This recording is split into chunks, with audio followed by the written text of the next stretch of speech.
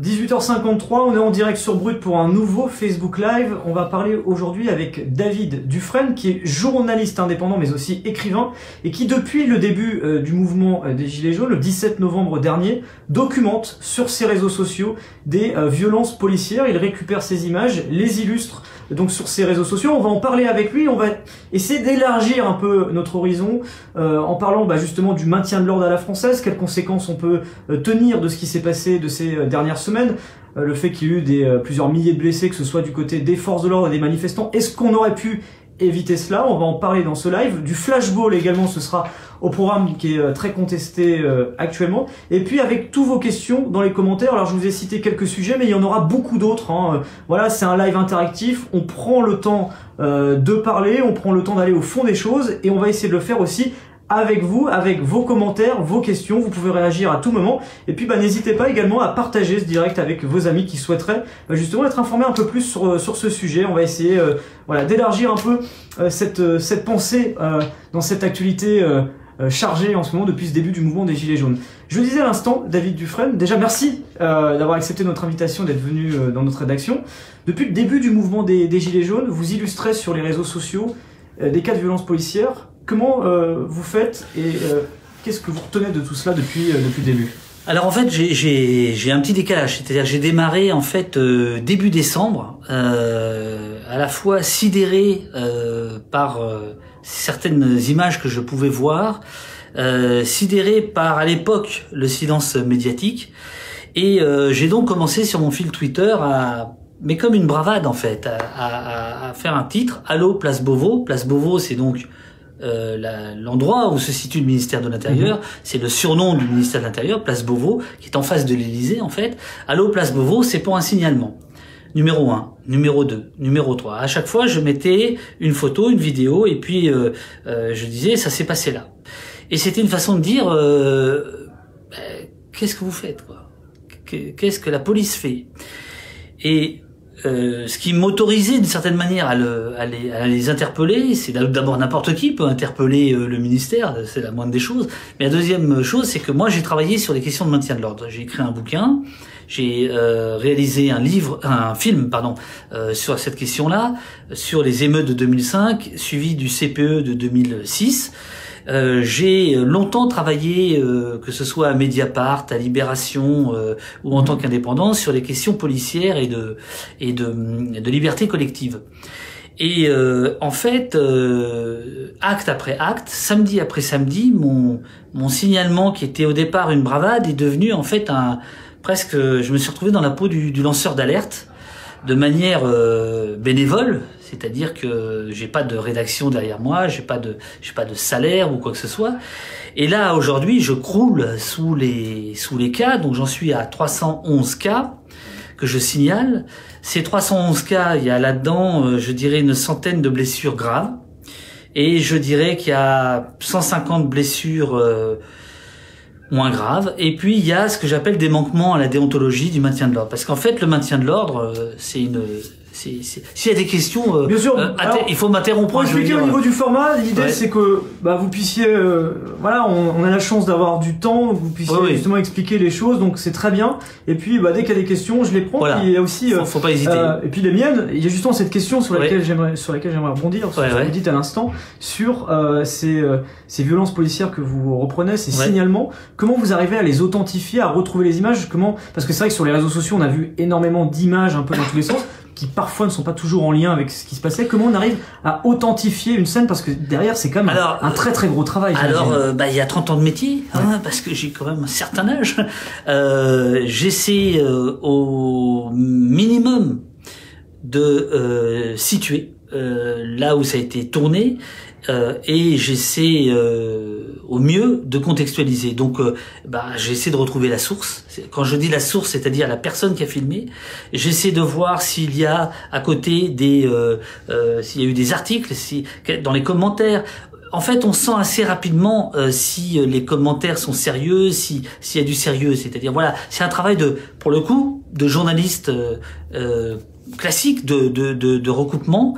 Et jusqu'ici, je suis absolument heureux et je dois dire fier de n'être tombé dans aucun piège ou un fox qui a pu y avoir.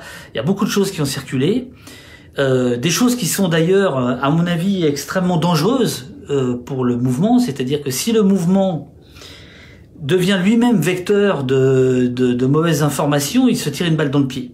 Voilà. Mais moi, je fais pas stricto sensu partie du mouvement. Je suis passionné par ce mouvement. Et je dis juste que, évidemment, faire attention. Donc, il y a par exemple plein de vidéos qui ressortent, des vidéos qui datent de 2016, de 2017.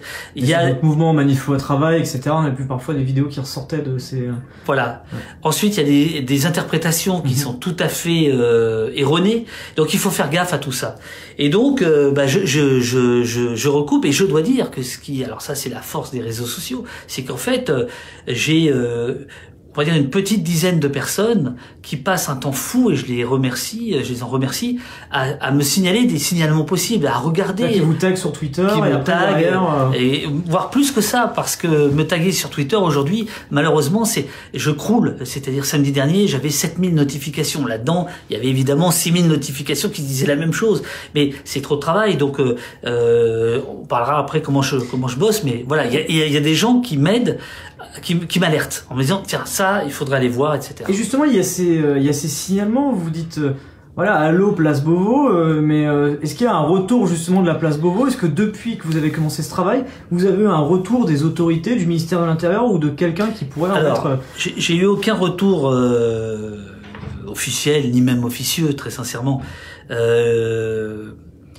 Par contre, ce que je constate, c'est que depuis 3 jours, depuis 48 heures, la question est maintenant sur la place publique.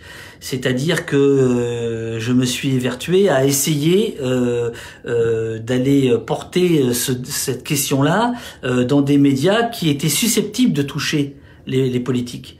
Car là, il y a une cécité aussi à qui s'adressent les hommes politiques. On parlera de votre interview avec Castaner, qui a essayé de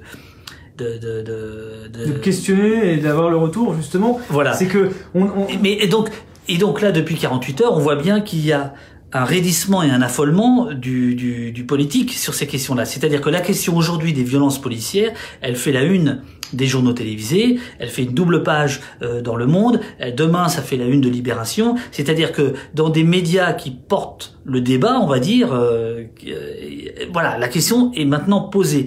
Et ça oblige le ministre de l'Intérieur à prendre des positions. Donc j'ai l'impression que mes signalements, au bout d'un certain temps, ont commencé à porter leurs fruits. Et puis après, puisque j'ai bossé beaucoup sur cette question-là, j'ai des flics qui m'appellent. J'ai des anciens contacts, CRS, etc., qui me racontent, qui me font des remontées du terrain. Et qu'est-ce qu'ils en pensent? Parce que c'est vrai qu'il y a une question que beaucoup se posent, et par exemple, moi je le vois dans mes directs sur le terrain, quand on couvre par exemple des manifestations, au mouvement des Gilets jaunes, ouais. Vous êtes très nombreux dans ceux qui nous regardent à nous dire va interroger des policiers, va interroger des CRS. Oui. Malheureusement, quand ils sont en fonction, on peut pas les interroger. En plus, même en dehors de leur travail, il faudrait parfois qu'ils fassent un visage masqué pour éviter des sanctions. Alors, cette question, elle est intéressante de par les contacts que vous pouvez avoir dans ces forces de l'ordre-là. Qu'est-ce qu'elles vous disent? Alors, autant de votre travail que il est clair que celles qui m'appellent sont particulièrement républicaines, parce que moi je me place d'un point de vue républicain, c'est-à-dire je dis que le maintien de l'ordre doit obéir à des règles, il a des règles et il doit obéir à ces règles. Or, acte après acte, ces règles sont bafouées. Les gens qui sont visés au visage le sont de manière illégale, illégitime et illégale. C'est ça mon point de vue, c'est-à-dire si la République veut être respectée, il faut qu'elle se respecte elle-même, qu'elle respecte elle-même ses propres lois. Donc moi, les policiers qui m'appellent, ils sont plutôt de cette tendance-là. Et donc... Pour vous, ces policiers qui vous contactent, ils condamnent ces actes? Bien sûr, ils condamnent, ils sont effarés. Alors, c'est très clair, le maintien de l'ordre, en fait, il y a deux corps de police qui sont formés à ça, qui sont entraînés. C'est les gendarmes mobiles d'un côté, les CRS de l'autre. Tout le reste, ce que vous allez voir, ce que vous voyez vous quand vous les filmez, etc., c'est ce qu'on appelle la sécurité publique. C'est des gens qui sont dans des commissariats, à qui on dit samedi, tu fais maintien de l'ordre. qui ne sont pas formés pour ça. Il y a les gens de la BAC dont on va parler parce que je crois qu'il y a vraiment un débat urgent à ouvrir sur ces gens de la BAC à qui on demande de faire du maintien de l'ordre. Ils n'ont aucune formation. Ils font absolument n'importe quoi, n'importe comment.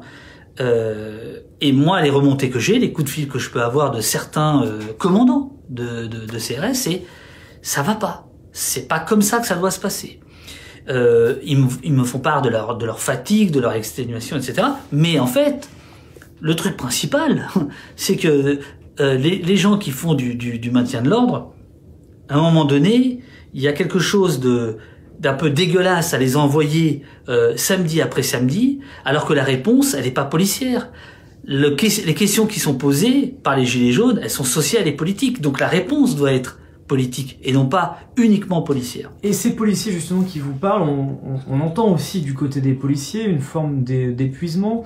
Je me souviens d'un commentaire d'un syndicat, alors qui est loin d'être majoritaire dans la police, de Vigipolice, qui disait mais arrêtez de vous servir des policiers comme dernier rempart, répondez d'un point de vue social. C'est un peu ce que c'est vous ça, dites absolument. Oui, oui. Quel est l'état d'esprit un peu de ces policiers avec lesquels vous pouvez parler? Comment ils ressentent les choses? On est quand même à l'avant-veille d'une 10e journée de mobilisation, Oui. un 10e samedi consécutif. Oui. C'est quoi est-ce qu'il y a de la fatigue, il y a de la colère, ou au contraire ils sont à l'aise? Il y a de la fatigue et c'est logique et c'est normal qu'ils soient fatigués. Je veux dire, c'est des gens qui sont sollicités depuis des années et des années constamment, et c'est normal qu'ils soient fatigués. Par contre, c'est tout à fait inaudible qu'on nous dise qu'il y a des bavures parce qu'ils sont fatigués. Je veux dire, les citoyens n'ont pas à payer la fatigue de la police. C'est tout le raisonnement, c'est tout le rôle des policiers qui est en cause là. Est-ce que la police doit être absolument à ce point-là toujours mise en avant pour tout? Donc ils me font part de leur fatigue, ils me font part du manque de commandement. Du manque de commandement, du manque de formation, et puis il y a aussi certains policiers, alors ils sont plutôt minoritaires, mais qui sont sur la position du défenseur des droits, Jacques Toubon, qui a aujourd'hui même, cet après-midi même, a redit qu'il fallait retirer ces lanceurs de balles de défense et ces flashballs dans le cadre du maintien de l'ordre. On va en parler. Et justement, c'est intéressant parce que ce flashball, justement, il est régulièrement évoqué parce qu'il y a eu beaucoup de blessés, des manifestants qui ont perdu un œil. On en dénombre, je crois, 14. Oui, à peu près. C'est difficile, mais on est à peu près dans la quinzaine, en tout cas. La quinzaine de personnes. C'est-à-dire qu'il y a 15 personnes, selon différents décomptes, qui ont perdu l'œil. Qui ont perdu un œil. Et ça, c'est des personnes qui l'ont perdu avec l'utilisation d'un flashball. Flashball, alors, en réalité, le flashball, c'est une vieille arme qui date des années 90. Aujourd'hui, c'est surtout son grand frère, le LBD. Le flashball, c'était une fabrication française qui est des années 90, qui était relativement imprécise, qui a été remplacée par une arme beaucoup plus précise, avec un viseur qui est le LBD 40, qui lui, en plus, permet d'envoyer des projectiles plus loin. Justement, ouais. en les projectiles, quand on parle justement de c'est en plastique avec un bout de caoutchouc, ceux qui nous regardent des fois en direct, on leur a montré à quoi ressemblait un flashball. Ouais. C'est propulsé à combien de kilomètres-heure? 300. 300 km/h. Oui. À partir de quelle distance minimale, ça peut devenir une arme létale? En dessous de 10 mètres. En dessous de 10 mètres. Voilà. Parce que, non, là, la question est très importante. C'est-à-dire qu'en fait, ces armes sont vendues et vantées comme non létales. C'est-à-dire que, a priori, elles ne sont pas faites pour tuer. À une époque, on disait à létalité réduite, c'est-à-dire ça tue un peu moins. Bon, ils ont changé, ils ont mis non létal, puis maintenant ça s'appelle force intermédiaire. À l'origine, l'idée qu'il y a derrière ces armes, c'est en cas d'affrontement, de difficulté pour les forces de l'ordre, la possibilité d'immobiliser quelqu'un. Parce que vous avez une décharge très forte, et puis vous pouvez plus marcher, ou vous vous écroulez, etc. Et il y a des règles, il y a un manuel. Ce manuel a été, hier matin, rappelé par le DGPN, directeur général de la police nationale, à ses troupes en disant « interdiction de viser la tête et les parties génitales ». Le problème, c'est que nous avons quantité de vidéos, de photos, de gens qui sont blessés à la tête. La question que je pose aujourd'hui, c'est est-ce que ce chiffre-là est dû au seul hasard ou pas? Est-ce qu'il est dû au manque de formation? Est-ce qu'il est dû au fait qu'il y ait des gens qui ne sont pas formés en maintien de l'ordre, qui utilisent ces armes? Est-ce que c'est la dangerosité de ces armes, comme le dit le défenseur des droits, qui fait que on en arrive là? Et justement aussi au niveau de cette arme en elle-même, pour essayer d'expliquer, on parlait de la vitesse 300 km/h. Oui. Est-ce que la visée est précise ou aléatoire? C'est-à-dire jusqu'à quel... Non, le LBD, la visée est extrêmement précise. Donc, il ne peut y avoir aucune ambiguïté de dire que le viseur serait... Alors, c'est là la question. C'est là la question. C'est-à-dire que le maintien de l'ordre, c'est des choses qui sont... c'est une science, hein. C'est une science quasi humaine. Hein. C'est la psychologie des foules, c'est la gestion des foules, c'est contenir des foules. Ça obéit à des règles qu'on n'imagine pas forcément quand on est face à des forces de l'ordre, et encore moins quand on regarde des images. Parce que il nous manque la vue globale. Pourquoi certains disent qu'il ne faut pas utiliser ces armes-là en matière de maintien de l'ordre? Je rappelle que seule la France, en Europe, utilise, à part quelques pays, mais en tout cas les pays comparables, Angleterre, Allemagne, n'utilisent absolument pas ces armes en matière de maintien de l'ordre. Parce que justement, c'est la foule. La foule, elle bouge. La foule, elle vocifère. La foule, elle court. Et on voit très bien dans les images, dans les vidéos, bien souvent, les gens sont atteints alors que ils sont en train de courir, ils sont atteints alors qu'ils sont, ils ont tourné le dos, ils partent, ils fuient, etc. Donc le mouvement de foule est absolument incompatible avec le fait de viser. C'est tout simple. Or, la France continue à le faire, alors qu'en décembre 2017, le défenseur des droits avait recommandé, le préfet de police de Paris lui-même avait dit qu'il n'utiliserait plus ces armes dans le cadre du maintien de l'ordre. C'est documenté, ce que je vous dis. Et c'est toujours le cas, c'est toujours fait. Donc aujourd'hui, là, depuis quelques heures, c'est devenu le grand débat entre Nunez, Castaner. Il y a des déclarations. Ici, il faut garder ses armes. Non, il faut pas les garder. Enfin, c'est pas eux qui disent ça, c'est d'autres personnes, etc. Voilà, la question se pose aujourd'hui. Et l'utiliser depuis combien de temps? Parce que c'est vrai qu'on en fait un focus particulier depuis le début du mouvement des Gilets jaunes, parce que on a vu, et moi-même j'ai constaté sur le terrain, des blessures extrêmement graves causées par ces lanceurs de balles, de gens touchés en pleine tête, qui perdaient beaucoup de sang, enfin des images assez choquantes à chaque fois. Mais finalement, depuis quand ça existe et pourquoi on en parle plus maintenant qu'avant? Alors, le flashball va être inventé dans les années, va arriver dans les années 90 au sein de la police, pas tellement pour le maintien de l'ordre, mais plutôt pour les interpellations, etc. Et ensuite, ça va être remplacé pour des raisons techniques par le LBD progressivement. Il y a un tournant, c'est 2007, où à Villiers-le-Bel, suite à la mort de, je ne sais plus combien, une ou deux personnes, il y a des émeutes urbaines, hein, c'est un classique, hein, bavure policière, émeute, affrontement. La France vit comme ça depuis le début des années 80.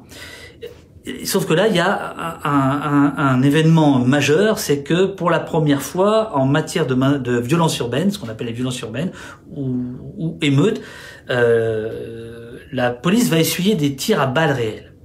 Et donc là, la police va dire, bon, à ce moment-là, on va être obligé de s'armer différemment, etc. Donc c'est là que le flashball et ses dérivés vont vraiment entrer en action. Mais je m'empresse de dire que les gens qui sont touchés, les gens que vous filmez, vous, Rémi, qui sont en train de se prendre une balle dans la tête, ils sont pas armés, c'est pas vrai. C'est pas vrai. Ils ont pas de cocktail Molotov, c'est pas vrai. Monsieur Nunez, encore aujourd'hui, nous dit au Sénat, il y a la volonté de tuer. Mais apportez-nous les preuves. Combien de fusils de chasse sont sortis? 0. Il y en a des millions en France. Donc s'il y avait vraiment une volonté de tuer, je pense qu'on le saurait, que les affrontements soient extrêmement durs, qu'il y ait une violence, qu'il y ait quelque chose oui, qui peut s'apparenter à l'insurrection à certains moments ou à l'affrontement. C'est vrai. Mais il y a dans la dramatisation, dans le vocabulaire qui est employé régulièrement par une partie de l'appareil de l'État, quelque chose d'assez irresponsable, je trouve. Et pourquoi je vous parle de ça? Parce que c'est pas du tout la même chose que dans le cadre d'émeutes, il y ait des tirs à balles réelles sur les policiers, que les policiers aient besoin d'être dotés pour répondre, que des manifestations. Et on voit bien qu'il y a un glissement à la fois sémantique, où on veut nous faire croire que voilà, les gens sont armés et viennent pour tuer. Enfin, je veux dire, c'est quand même le discours des ministres. C'est quand même ce qu'on nous dit. Or, vous êtes sur le terrain tous les samedis, je le suis aussi. Est-ce que vous avez constaté des gens qui voulaient tuer des policiers, Rémi? Il y a des violences, mais oui. Alors après, c'est difficile d'aller voir la volonté des personnes au fond d'eux-mêmes. Mais on ne voit pas forcément une volonté de tuer chez certaines personnes. Voilà. Et ce que je veux dire, c'est que les gens... Et pour aller peut-être plus loin, c'est vrai que, pour compléter le propos, parce qu'on me posait la question, c'est vrai que dans la plupart des personnes qui sont blessées sont souvent des personnes extérieures à ces tensions. CQFD. On prend le cas de Lilian, 15 ans, à Strasbourg, samedi dernier, il sort de Gosport, il se prend un LBD. On prend le cas de ce pompier volontaire à Bordeaux, qui est toujours dans le coma depuis quelques jours maintenant. Qui est toujours plongé dans un coma artificiel depuis lundi. Depuis lundi. Les images, puisqu'il se trouve que cette scène a été filmée par... il y a au moins deux sources vidéo, peut-être même 3. En tout cas 2, j'en suis certain. Qui montre là qu'on est dans le manquement total de la déontologie en matière de maintien de l'ordre. Voilà, ce gilet jaune, il est à Bordeaux, il est repoussé par une charge policière et il se replie. Bon, c'est le jeu classique, etc. Mais il ne présente aucun caractère de danger, mais aucun. L'usage réglementaire, c'est-à-dire que oui. On sait alors on aura l'occasion aussi de parler de ce qu'on appelle plus communément les grenades de désencerclement, dans quelles circonstances elles doivent être utilisées. Mais par rapport à ce flashball, vu qu'on parle de cela maintenant, dans quelles circonstances peut-il être utilisé? On prend l'exemple du cas à Bordeaux. Imaginons, voilà, il y a ces tensions. Cet homme part en courant, Rémi, dos au policier. Non, Rémi, il n'y a pas de tension. C'est ça qui est extrêmement éclairant. Aujourd'hui, on a fait un petit montage avec un camarade que j'ai mis sur mon fil Twitter avec l'autorisation de Stéphanie Roy, que je ne connais pas mais que je félicite, qui est une caméra woman absolument extraordinaire. Stéphanie Roy, qu'on salue en effet, qui est une journaliste indépendante de très grand talent. J'imagine que vous la connaissez. Qu'on croise sur le terrain, et c'est aussi, oui, parce qu'il y a beaucoup de journalistes de terrain qui... Je sais pas quel âge elle a, mais elle est d'un courage incroyable et... Elle va au front et elle ramène des images, et c'est vrai qu'il y a un travail très précieux. Alors je veux pas parler de moi, mais plein d'autres journalistes bien sûr. Sur le terrain, indépendants dans des rédactions, qui vont au front chaque week-end pour essayer de vous donner des images de ce qui se passe au plus proche. Et c'est vrai que c'est parfois tendu parce qu'on se retrouve au milieu de tensions qui peuvent parfois être importantes. On peut se retrouver aussi au milieu de charges policières aussi. Donc oui, il faut. C'est un courage. Voilà, vous démontrez un courage physique. Et là, avec Stéphanie, ce qui est formidable, je l'appelle Stéphanie, mais je la connais pas, c'est que en plus, elle cadre. C'est-à-dire que ces images sont absolument impeccables. Et qu'est-ce qu'on voit vraiment dans ces images-là de Bordeaux, c'est que justement, il n'y a pas de tension. Il y a une charge CRS ou gendarme mobile, je sais plus, mais qui est relativement calme, ils font leur boulot. Dispersion. Mais je dirais qu'ils font leur boulot dans les règles, c'est-à-dire avec un certain calme, une certaine retenue, une certaine contenance. Et c'est justement des policiers en civil, donc très probablement la BAC, qui commettent l'acte qu'on voit sous les yeux, c'est-à-dire que ils tirent, ils visent, et c'est, je crois, la tempe droite que le pompier volontaire prend. Alors, par rapport à votre question, très clairement... Sur l'usage réglementaire, pour ceux qui viennent nous rejoindre, c'est de se dire à quel moment un policier peut utiliser de façon je vais pas dire légale, mais de façon autorisée dans un contexte particulier. Il y a une condition où il n'y a pas de condition, c'est la légitime défense. Bon, un policier qui se retrouve en légitime défense peut utiliser, y compris son arme de service. Mais là, on n'est pas du tout dans des cas de légitime défense. On est dans des cas de maintien de l'ordre, d'affrontement, de charge, etc. Le maintien de l'ordre, en fait, à la française, il est gradué. Hein. Il y a plusieurs étapes. L'étape ultime, c'est l'arme de service, le véritable flingue, on va dire. Le LBD se situe un peu au milieu. Bon, ce qu'on voit justement, c'est qu'on voit aujourd'hui des policiers qui arrivent déjà avec le LBD prêt, avec une armure, etc. C'est-à-dire que tout l'effet psychologique du début, qui est de dire on montre sa force mais on s'en sert pas, on y va tranquillement, etc., est complètement atténué par tout de suite une image très rude, très dure du policier, qui peut s'expliquer pour des raisons historiques, on pourrait y revenir. Le LBD, interdiction formelle, c'est dans le code, c'est dans le manuel, c'est-à-dire quand vous avez un stage, parce que normalement vous êtes habilité pour avoir le LBD, vous devez avoir fait un petit stage. Dans ce petit stage, vous avez un petit manuel. Et dans ce petit manuel, on vous dit interdiction de viser les parties génitales, interdiction de viser la tête. C'est-à-dire qu'en gros, il faut viser les membres supérieurs, les membres inférieurs et le buste. Bon, on dit pas s'il faut viser dans le dos. Mais moi, je reçois beaucoup de témoignages de gens dont je vois les photos, qui sont visés dans le dos. C'est-à-dire que c'est un petit peu compliqué de nous faire comprendre que si des gens visés dans le dos présentaient un caractère de menace. Et c'est ça l'autre point, c'est que normalement c'est le commandant sur place qui donne ordre. D'ailleurs dans les images de Stéphanie Roy sur Bordeaux, on voit très bien qu'il y a un policier qui est un peu le chef, hein, qui décide de ce qui doit se passer. Interdiction de faire moins de 10 mètres, parce que moins de 10 mètres, les lésions peuvent être irréversibles. Même un risque pour la vie de la personne, selon l'endroit qui est visé. Oui. Donc le risque pour cette personne de mourir si c'est moins de 10 mètres. Alors par exemple, pour vous répondre sur est-ce qu'il y a eu des réponses à mes signalements par la place Beauvau, je constate que si le grand patron de la police envoie un télégramme, ça paraît un peu désuet, mais en fait, ça veut dire que c'est un message de service. Que tout le monde reçoit. Que tous les services reçoivent, où il rappelle exactement ce que je viens de vous dire. Dans quel cadre ça peut être utilisé. Voilà. Donc, et ça peut être utilisé, normalement, il doit y avoir un sentiment de danger. Or, parfois, il y a un sentiment de danger. On voit dans les images qu'effectivement, il y a un affrontement, c'est dur, etc. Et que le policier peut légitimement considérer être en danger, etc. Bon. Mais il y a aussi quantité d'images où il n'y a pas de danger. Et où l'arme est utilisée alors que normalement, elle ne devrait pas l'être. C'est-à-dire que l'arme doit être utilisée seulement dans un cas où il y a un danger imminent pour le physique, pour l'intégrité de ce membre des forces de l'ordre ou ces forces de l'ordre. C'est-à-dire que le maintien de l'ordre en France, il est basé sur deux principes extrêmement importants. Le premier, c'est l'absolue nécessité de l'usage de la force. Et le deuxième, c'est la proportionnalité. C'est-à-dire, est-ce que c'est proportionnel?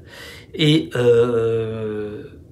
c'est justement la question tout à l'heure qu'on posait, c'est-à-dire que est-ce que le LBD, qui est une arme que le concurrent direct, Monsieur Flashball a dit dans Le Parisien, oh là là, le LBD c'est une arme de guerre, ça fait des blessures de guerre. Évidemment, il y avait probablement une concurrence de marché, hein. Mais il faut entendre ça. Un fabricant d'armes dit de l'autre que ce qu'il fait, c'est quand même des armes qui sont extrêmement dangereuses. Je sais plus ce qu'on disait. On parlait justement de l'utilisation des... Oui, absolument. Et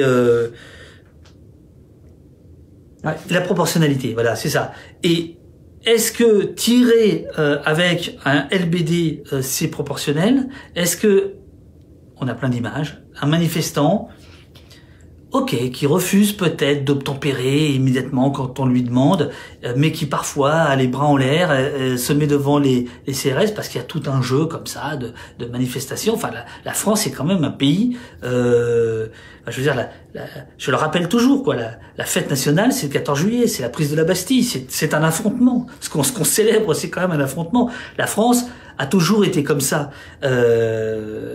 Est-ce que utiliser des armes aussi puissantes face à des manifestants qui sont pacifiques, est-ce que c'est proportionnel? Ma réponse est non, mais ma réponse compte pas. Ce qui compte, c'est que les politiques s'en emparent, et c'est en train de se passer. Vous évoquez votre travail à l'instant, les signalements que vous avez pu faire. Il y a plusieurs personnes dans les commentaires qui nous demandaient, voilà, avec le positionnement qu'est le vôtre aujourd'hui, de faire remonter ces images. Est-ce que vous avez subi des pressions? Non, la seule des pressions, des menaces ou non.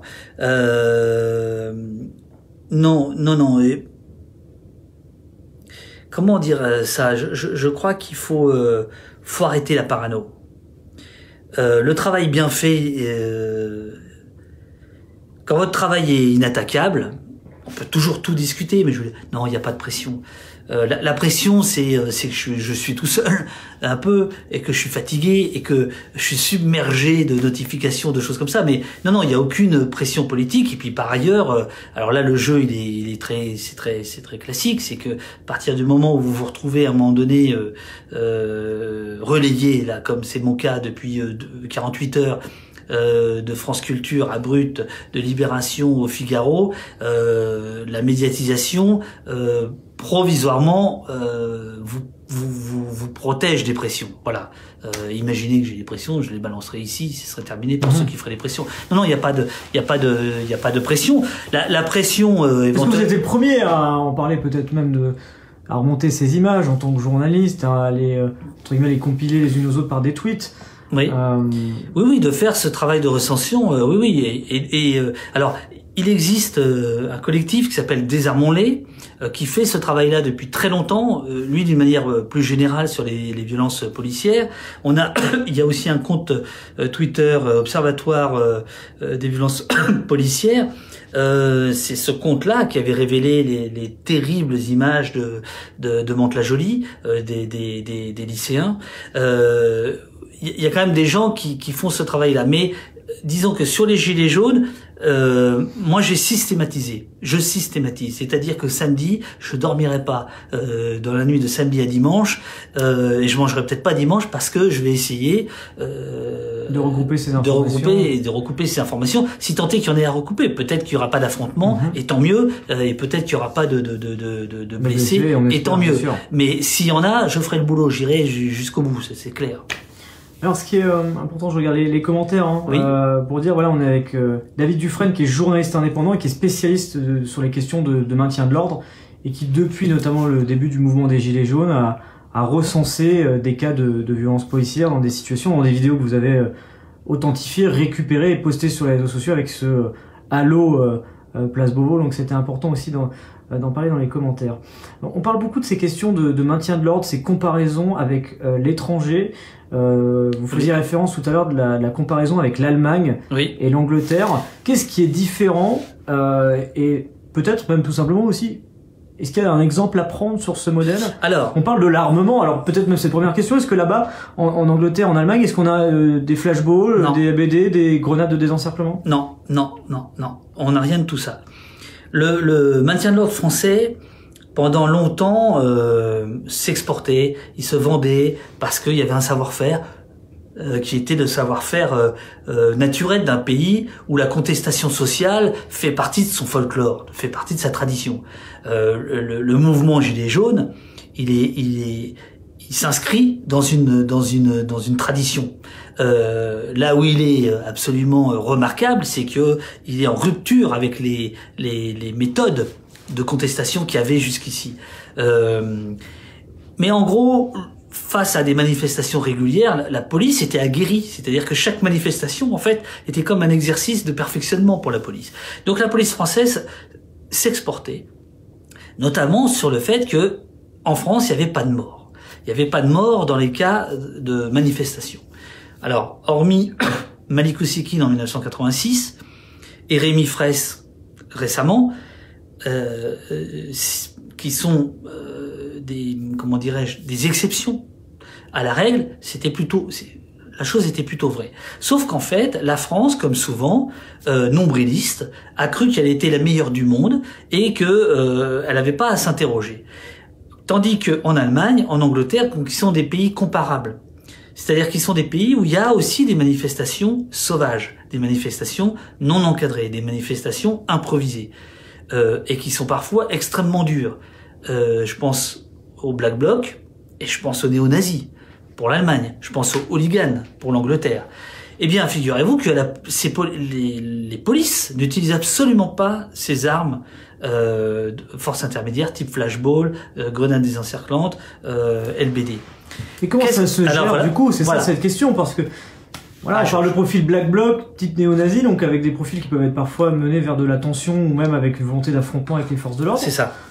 Comment les forces de l'ordre répondent et font en sorte que finalement il n'y ait pas trop de dégâts? C'est le principe de la désescalade, c'est-à-dire l'idée d'essayer de faire baisser la tension. Alors ça passe par des choses qui peuvent paraître comme ça un petit peu... je serais très intéressé de voir dans les commentaires ce que les gens vont en penser, mais ça on passe... sollicite vos avis, on lira quelques commentaires, c'est voilà, intéressant. ça passe par une communication quasi permanente entre les forces de l'ordre et les manifestants. Communication qui passe notamment par un truc étrange, les réseaux sociaux. La police française n'utilise quasiment pas les réseaux sociaux. Dans d'autres pays, au Canada, en Allemagne, en Angleterre, la police informe les manifestants, voilà ce qui va se passer. Les sommations se font pas uniquement avec un porte-voix, comme en France, mais elles se font par des haut-parleurs gigantesques. Elles se font par des panneaux lumineux énormes qui disent, voilà ce qui va se passer. Qu'est-ce qu'on constate ? Et je pense que vous le voyez, vous, dans les manifestations, c'est que, bien souvent, samedi dernier, je vais donner l'exemple, ce qui est très parlant, 16h59, Champs-Élysées, on sait généralement, l'ordre de dispersion est à 17h. Bon. Un peu avant la nuit tombée. Eh bien, à 16h59, on voit un gendarme mobile arriver sur les Champs-Élysées, au milieu, prendre son porte-voix et annoncer la sommation, c'est-à-dire force doit rester à la loi, nous allons faire usage de la force. Enfin, il y a 3 sommations, puis au bout de la 3e, il y a la charge. Problème, le porte-voix ne marchait pas. Donc la foule se moquait, enfin la foule, le premier rang se moquait du policier, on change tes piles. Donc voilà, c'est plutôt rigolo, Mais en réalité, ceux qui sont en 2e ou en 3e ou en 4e rideau, ils savent pas. Et donc tout d'un coup, il y a une charge. Il y a eu une sommation, mais cette sommation n'a pas été entendue. Eh bien, vous avez immédiatement effet de mouvement de foule classique, mais archi classique, c'est connu depuis le 19e siècle, une foule qui ne comprend pas ce qui se passe et qui se retourne contre la police, qui devient ce que la police va appeler une foule hostile. Et ça, c'est tout le temps. C'est-à-dire que les policiers expliquent pas ce qu'ils vont faire pour plein de raisons. La première, je vous dis, c'est que en termes techniques, la police est encore avec des porte-voix ridicules qui n'ont enfin voilà, alors qui en plus ne fonctionnent pas toujours. Enfin, je veux dire, un porte-voix qui fonctionne pas sur les Champs-Élysées, il y a quand même un petit, enfin, ça fait un peu amateur, quoi. Mais en fait, ce que je veux dire, c'est que derrière, ce que ça signifie, c'est que vous avez une charge et vous avez des gens qui ne comprennent pas, qui ont pas eu le temps de réfléchir à est-ce que je me retire, est-ce que je reste, est-ce que je vais m'affronter, est-ce que je vais pas m'affronter. Et alors là, c'est parti. Et puis là, vous avez un retournement. Donc, la désescalade en Allemagne, en Angleterre, c'est beaucoup ça. C'est-à-dire, c'est une discussion qui se fait y compris avec des corps qui ne sont pas constitués, c'est-à-dire avec des mouvements où il n'y a pas forcément de représentants, où il n'y a pas forcément, soit parce qu'ils sont dans l'illégalité, les néo-nazis, soit parce qu'ils le refusent par principe, les Black Blocs. Il y a quand même des discussions qui peuvent être faites. Et là, si vous voulez, en tant qu'observateur du maintien de l'ordre, j'avoue que je suis, comme certains commandants qui m'appellent, un petit peu sidéré par ce qui est en train de se passer. C'est-à-dire que on a à peu près les 2/3 des policiers qui font le samedi du maintien de l'ordre sans être formés à ça, sans être entraînés, sans même être équipés. Moi, j'ai des policiers qui me disent qu'ils vont dans les surplus acheter leur matériel de protection. Donc évidemment, ça va créer un climat. Mais c'est quoi en France? C'est-à-dire qu'on parle des escalades sur l'Angleterre et l'Allemagne, ce que vous nous expliquez maintenant. Oui. En France, ce serait quoi? Ce serait l'escalade dans le sens? En France, aujourd'hui, c'est l'affrontement. Alors que pendant très très longtemps, le principe tacite, c'était montrer sa force pour ne pas s'en servir. Alors, il est vrai qu'aujourd'hui, et d'ailleurs, on le constate tous les samedis, la police du maintien de l'ordre ne fait plus peur. Je veux dire, moi je suis quand même frappé par la détermination qu'il peut y avoir chez certains manifestants à revenir tous les samedis et à ne pas avoir peur de quelque chose qui est pourtant suréquipé, canon à eau, LBD, jambières, épaulières, mousqueton, masque, enfin bon, toute la panoplie. Donc aujourd'hui, oui, la police française, le maintien de l'ordre français, il est beaucoup plus dans une américanisation que dans une désescalade. Et en fait, le maintien de l'ordre français, il est dans la militarisation. Alors que historiquement, justement, alors ça peut être intéressant pour les gens qui les écoutent, ils vont être surpris. Les CRS, en fait, ils sont nés après la guerre. Et parmi les CRS, vous aviez la moitié, c'était des résistants. Et l'idée c'était, on ne va pas viser la foule, on ne va pas taper la foule. Et il fallait plus que ce soit l'armée qui fasse le maintien de l'ordre, armée considérée comme trop violente.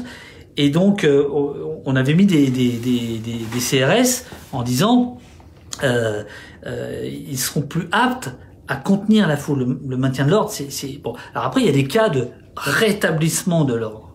Ça, c'est autre chose. Rétablissement de l'ordre, c'est les affrontements très durs des Champs-Élysées autour de la place de l'Étoile. Le 1er décembre dernier. Ouais. Voilà. Alors là, on est dans autre chose. Mais ce dont on parle à tous les deux, enfin, là en ce moment. Et avec les 5500 personnes qui sont avec nous et qui. Voilà. Et qu'on merci d'être là sur ce live. Absolument. On essaye de faire de l'interactif. Mais c'est intéressant justement parce que il y a parfois aussi ce commentaire qu'on a pu lire dans ce live et auquel parfois j'ai pu être confronté sur le terrain, des gens qui disent mais est-ce que cette répression policière elle a pas aussi parfois une volonté de vouloir faire peur aux manifestants sortir dans la rue? Alors, dans le sens où il y aurait la peur pour certains de se dire j'ai peur d'être blessé, j'ai peur d'être dans des affrontements. On l'entend beaucoup parce que beaucoup de manifestants... Ça s'appelle la stratégie de l'attention, ça existe. Au début, j'avais du mal à imaginer que c'était cette stratégie qui était mise en œuvre. Aujourd'hui, j'ai l'impression que c'est celle-là. Oui, si vous voulez, il y a tout est fait pour tout de même décourager les manifestants. Quand un ministre annonce que des policiers peuvent être tués, j'imagine qu'il y a plein de gens qui se disent j'ai pas envie de me retrouver au milieu de ça. Les images de violence, l'image d'un État violent et répressif, évidemment, dans cette image, il y a ce que vous dites. Il y a cette idée de décourager une partie de la population à venir manifester. Après, je crois absolument pas qu'il y ait des consignes de viser la tête. Ça, je ne crois pas. Mais pas du tout.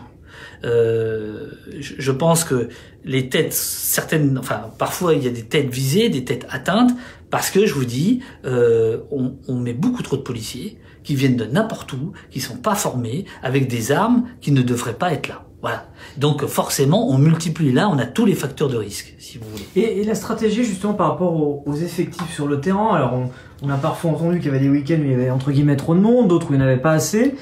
Est-ce que la stratégie de dire on met 80 000 forces de l'ordre sur le terrain comme c'était le cas la semaine dernière, hein, je rappelle le dispositif qui a été mis en place, 80 000 forces de l'ordre sur l'ensemble du territoire, 5 000 ne serait-ce que sur la capitale. Oui.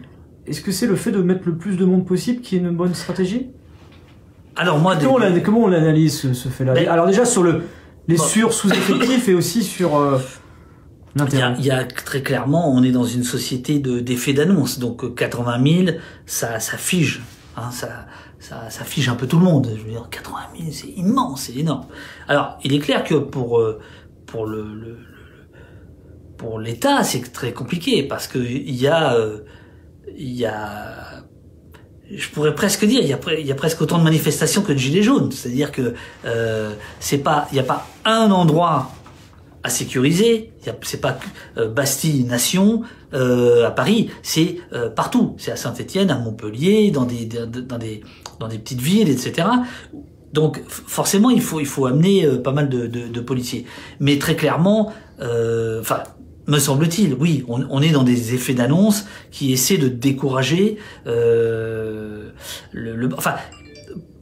qui essaie de décourager en disant il y a risque, vous allez manifester, il y a risque, vos manifestations ne sont pas déclarées, donc vous pourrez être brutalisé en fait en gros c'est ça que le message est on a cette question dans les commentaires, alors je n'ai plus le prénom, je m'en excuse de cette personne, mais qui précédemment nous parlait de l'IGPN. Oui. Alors, avant de poser sa question, peut-être tout d'abord savoir le nombre d'enquêtes. Alors on parlait des signalements que vous avez faits, mais combien aujourd'hui il y a d'enquêtes IGPN qui ont été ouvertes? Alors je crois que le dernier chiffre c'est 83. Ce qui est un chiffre à la fois, donc il y a l'IGPN enquête sur 83 cas, 83 signalements de manquement à la déontologie du maintien de l'ordre. C'est beaucoup. Et c'est très peu, parce que dans le même temps, on a le ministère de l'Intérieur qui, du bout des lèvres, nous dit il y a à peu près 1700 blessés. Bon. Moi, je reçois aussi, parmi les emails, je reçois des gens qui ont fait des signalements à l'IGPN, dont les enquêtes sont pas forcément ouvertes.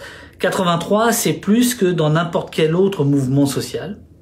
Je note aussi que ça s'ouvre de plus en plus, c'est-à-dire que tous les jours il y a des enquêtes, alors qu'il a fallu attendre quasiment un mois de mémoire pour apprendre qu'il y avait une vingtaine d'enquêtes ouvertes. Aujourd'hui on en est à 83, c'est-à-dire que tous les jours il y en a entre 5 et 10 nouvelles, et c'est assez considérable. Donc l'IGPN, c'est la police des polices. C'est une police qui n'est pas tellement aimée de la police. C'est une police qui fait son boulot, mais qui est jugée partie. Voilà, qui est jugée partie. Donc c'est pas. Oui, il y a beaucoup sur cette question-là. C'était la question de cet internaute. Oui. Sur l'indépendance de l'IGPN, parce que on entend parfois ce commentaire de justice à deux vitesses. Alors certains le prennent avec d'autres exemples. Oui. On a peut-être l'occasion d'en parler aussi, mais de dire qu'aujourd'hui, un manifestant qui va commettre une action violente, quelle qu'elle soit, Oui. sera plus facilement réprimé ou plus fortement qu'un policier qui blesserait gravement une personne. Alors déjà, est-ce que c'est indépendant et qu'est-ce qu'on en pense derrière? Oui. Alors,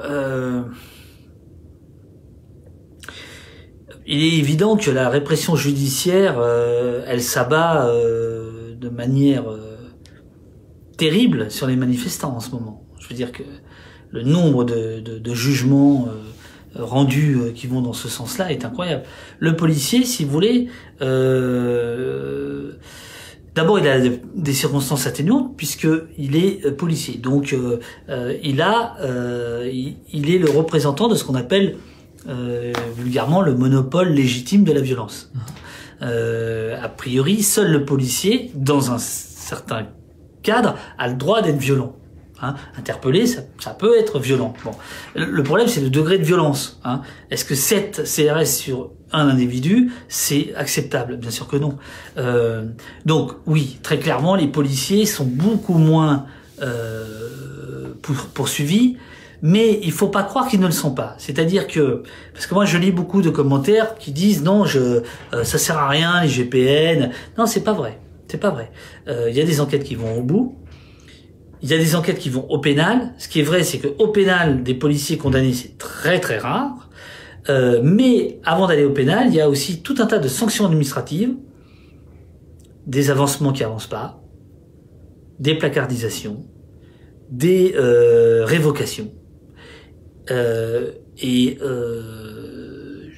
Je serais tenté de dire que si des gens estiment de bonne foi avoir été victimes d'agissements illégitimes de policiers, je crois pas que ce soit bien de se décourager de déposer plainte à l'IGPN. Non, l'IGPN... C'est question justement de Mafalda, qu'on salue dans les commentaires, qui nous dit l'IGPN, elle est passée sous l'autorité de qui? Un peu d'elle-même. Il n'y a pas de... Voilà, l'IGPN, c'est la police des polices, mais il n'y a pas... elle est... Ben ensuite... c'est vrai que beaucoup, justement, sur son indépendance, de se dire, c'est des policiers qui en contrôlent d'autres, comment on peut éviter la connivence ou un traitement impartial? Pour aller très vite, ils mènent l'enquête, et ensuite, ils peuvent soit faire des décisions administratives, soit c'est au pénal, c'est-à-dire qu'ensuite, c'est la justice. Et d'ailleurs sur les 83 dossiers là actuellement, je crois que la plupart en fait c'est des procureurs qui ont saisi, c'est le parquet qui a saisi l'IGPN en disant vous devez enquêter, vous devez travailler là-dessus. Mais en fait je sais qu'il y a une forte suspicion par rapport à l'IGPN.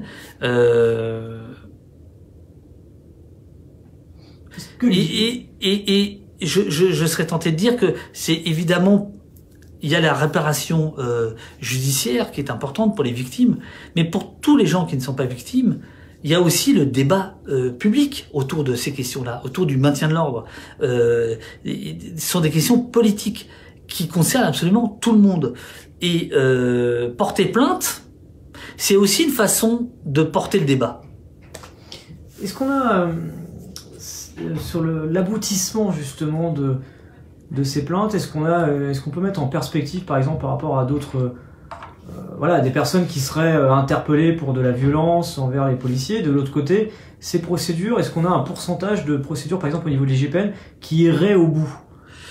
Parce que c'est ce qu'on entend parfois dans les commentaires, c'est de se dire est-ce qu'aujourd'hui ces procédures elles sont vraiment menées jusqu'à leur terme, à mettre justement en parallèle avec ceux qui sont interpellés dans l'autre sens. Quand c'est ouvert, je serais tenté de dire c'est que les cas sont relativement graves et que l'IGPN ne peut pas faire autrement. Voilà. C'est plutôt avant, hein. C'est plutôt avant. Alors, moi, je ne suis pas avocat, je ne suis pas conseiller juridique. Mais il est évident que, par exemple, si la police, admettons, vous êtes blessé, vous vous retrouvez à l'hôpital, parce que vous avez été visé au visage, et qu'on s'inquiète pour votre œil, et que vous voyez les policiers arriver. Si vous avez envie que l'IGPN aille au bout, eh bien... gardez le silence et puis attendez de voir votre avocat pour ensuite aller faire votre déposition auprès de la police. Car si la police recueille votre déposition et que sur votre lit d'hôpital, je le dis parce que j'ai lu une plainte comme ça, au détour d'une phrase, quelqu'un qui a été victime d'un tir de LBD dit « Je pense que les policiers se défendaient », bah c'est un peu fini. L'affaire sera très vite classée. Donc, ce que je veux dire, c'est que là encore, c'est toujours la même chose. C'est une question de règles et de droit. C'est-à-dire que faut faire les choses bien, faut aller voir des avocats, il faut connaître un petit peu le droit, faut pas se précipiter, il faut bien déposer sa plainte si on considère que la plainte doit être déposée. Il faut alerter les avocats, il faut alerter la presse et dans un pays comme le nôtre, la justice peut être rendue. Alors évidemment, la justice sera pas exactement toujours la même selon... mais ça, c'est vieux comme Jean de La Fontaine. Hein. Plus de clémence, c'est ça? Oui, voilà, bien sûr, bien sûr. très clairement, prenons le cas entre Christophe, le boxeur, qui est en prison, qui est en détention provisoire. Voilà, pour expliquer pour ceux qui en regardent, ça s'est passé donc sur un pont le 5 janvier dernier. Christophe Détinger qui s'est rendu de lui-même à la police 3 jours après.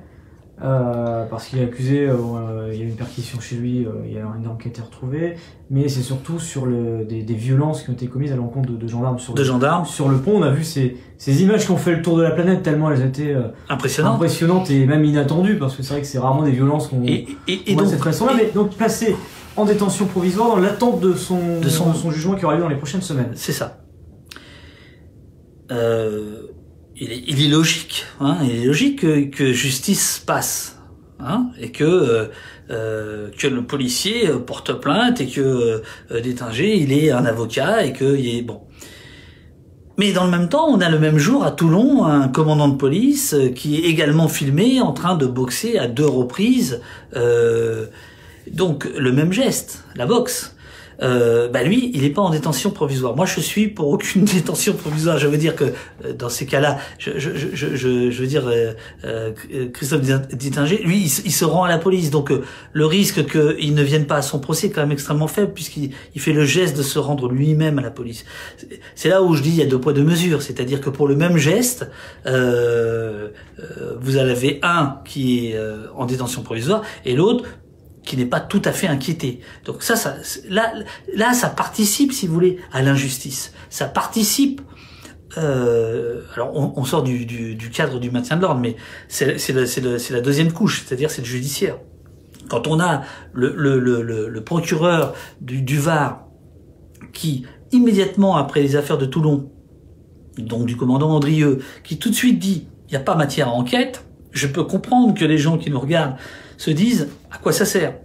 Bon, figurez-vous que quand même le préfet, lui, sentant quand même qu'il y avait quand même anguille sous roche, s'est senti obligé de saisir pour le coup l'IGPN qui va faire son travail. Voilà. Donc voilà. Donc il y a cette question aussi qui se pose dans les commentaires. Certains réagissaient à une personne qui avait souhaité porter plainte contre des propos de Luc Ferry. Oui. Est-ce qu'aujourd'hui un commissariat peut refuser une plainte d'un point de vue légal? C'est-à-dire quelqu'un va dans un commissariat et dit je veux porter plainte, quelle que soit la raison, qu'elle soit valable ou pas derrière, mais est-ce que le policier peut dire, ou le gendarme peut dire nous ici c'est pas crédible, on ne peut pas. Alors je sais qu'il y a une vidéo autour de ça, mais je l'ai pas regardée. Honnêtement, je veux pas je peux pas répondre, j'en sais rien. Voilà, honnêtement, votre question, j'en sais rien. Et c'est tout honnête de votre part, justement, voilà. Si vous n'avez pas la réponse. Non, je vais pas inventer, quoi. Je vais pas inventer. Voilà. Cette question dans les commentaires qui est intéressante de Kirk qui nous parle des canons à eau. Oui. C'est vrai qu'il y avait eu cette polémique par rapport aux canons qui étaient utilisés le 1er mai, où certaines informations avaient révélé le fait qu'il y avait des restes d'animaux à l'intérieur de ce qui était projeté sur les personnes. Oui. Est-ce qu'il y a un cadre légal justement dans l'utilisation du canon à eau? Est-ce qu'il y a aussi des informations sur la composition de ce qui est alors utilisé? Ça a été démenti. C'était très surprenant. Ça a été démenti. Je sais pas exactement là encore où est-ce qu'on en est par rapport à ça. Par contre, ce que je peux vous dire, c'est que le canon à eau aujourd'hui, il est utilisé de manière rapide et fréquente, alors qu'en réalité, le canon à eau, dans la graduation dont je vous parlais tout à l'heure, c'est assez haut, sans jeu de mots. C'est même très haut dans la graduation. Donc là aussi, ça participe d'une démonstration martiale des forces de l'ordre. Il y a des images de samedi dernier terribles où on voit la propulsion telle qu'un corps est complètement jeté, se retrouve plaqué contre la bouche de métro, etc.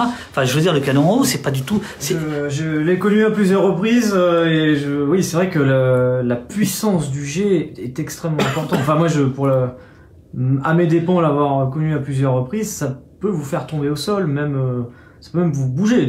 Ça peut, ah oui, ça peut vous traîner. Ça peut vous traîner sur plusieurs mètres. Sur plusieurs mètres, absolument. Oui, c'est considérable. Et si vous voulez, ce qui est un peu étonnant, c'est que normalement le canon à eau, il est utilisé vraiment à la fin. Bon, et là, il est utilisé au milieu, on va dire des mains d'œuvre. Ce que je veux dire, c'est que parce que je comprends ce que sous-entend cette question. Et en plus, ils mettent des produits, etc. Il n'y a même pas besoin d'aller dans des choses comme ça. Il faut regarder les règles. Est-ce que les règles sont appliquées? Elles ne le sont pas. Voilà. Voilà. Le débat, il se pose déjà au premier niveau. C'est intéressant justement cette réponse aux questions des internautes. Il y en a aussi plusieurs qui nous parlaient de la responsabilité au niveau de l'État par rapport à ce qui se passe actuellement sur le terrain. Vous évoquez ces blessés, on parle de 1700 blessés environ du côté des manifestants, 1000 du côté des forces de l'ordre, donc c'est un chiffre impressionnant. Oui. Qui a la responsabilité de cela derrière? Ah, c'est très compliqué. On ne peut pas traîner, je ne crois pas qu'on puisse traîner en justice un ministre pour mise en danger d'autrui. Je pourrais simplement dire que le préfet Grimaud, qui était le préfet qui commandait les forces de l'ordre en mai 68 à Paris, avait écrit aux forces de l'ordre une lettre restée célèbre que vous pouvez retrouver par exemple sur le site du Monde, qu'il a remise, dans laquelle il disait « Frapper un homme à terre, c'est se frapper soi-même ». On avait à ce moment-là des gens dans l'appareil de l'État qui avaient quand même un sérieux sens de responsabilité. Là, on a Christophe Castaner qui, à 2 reprises, hier et avant-hier, a nié les violences policières. Il les a niées. Il est dans le déni. J'estime que on peut pas le poursuivre pour ça. Hein. C'est des idées, donc les idées peuvent s'exprimer, etc. Mais je pense qu'on peut l'acculer sur cette question-là, c'est-à-dire jusqu'où on va nier ces violences policières. Donc, qui peuvent être... parce que celui qui est pénalement responsable, in fine, c'est le policier et éventuellement le donneur d'ordre.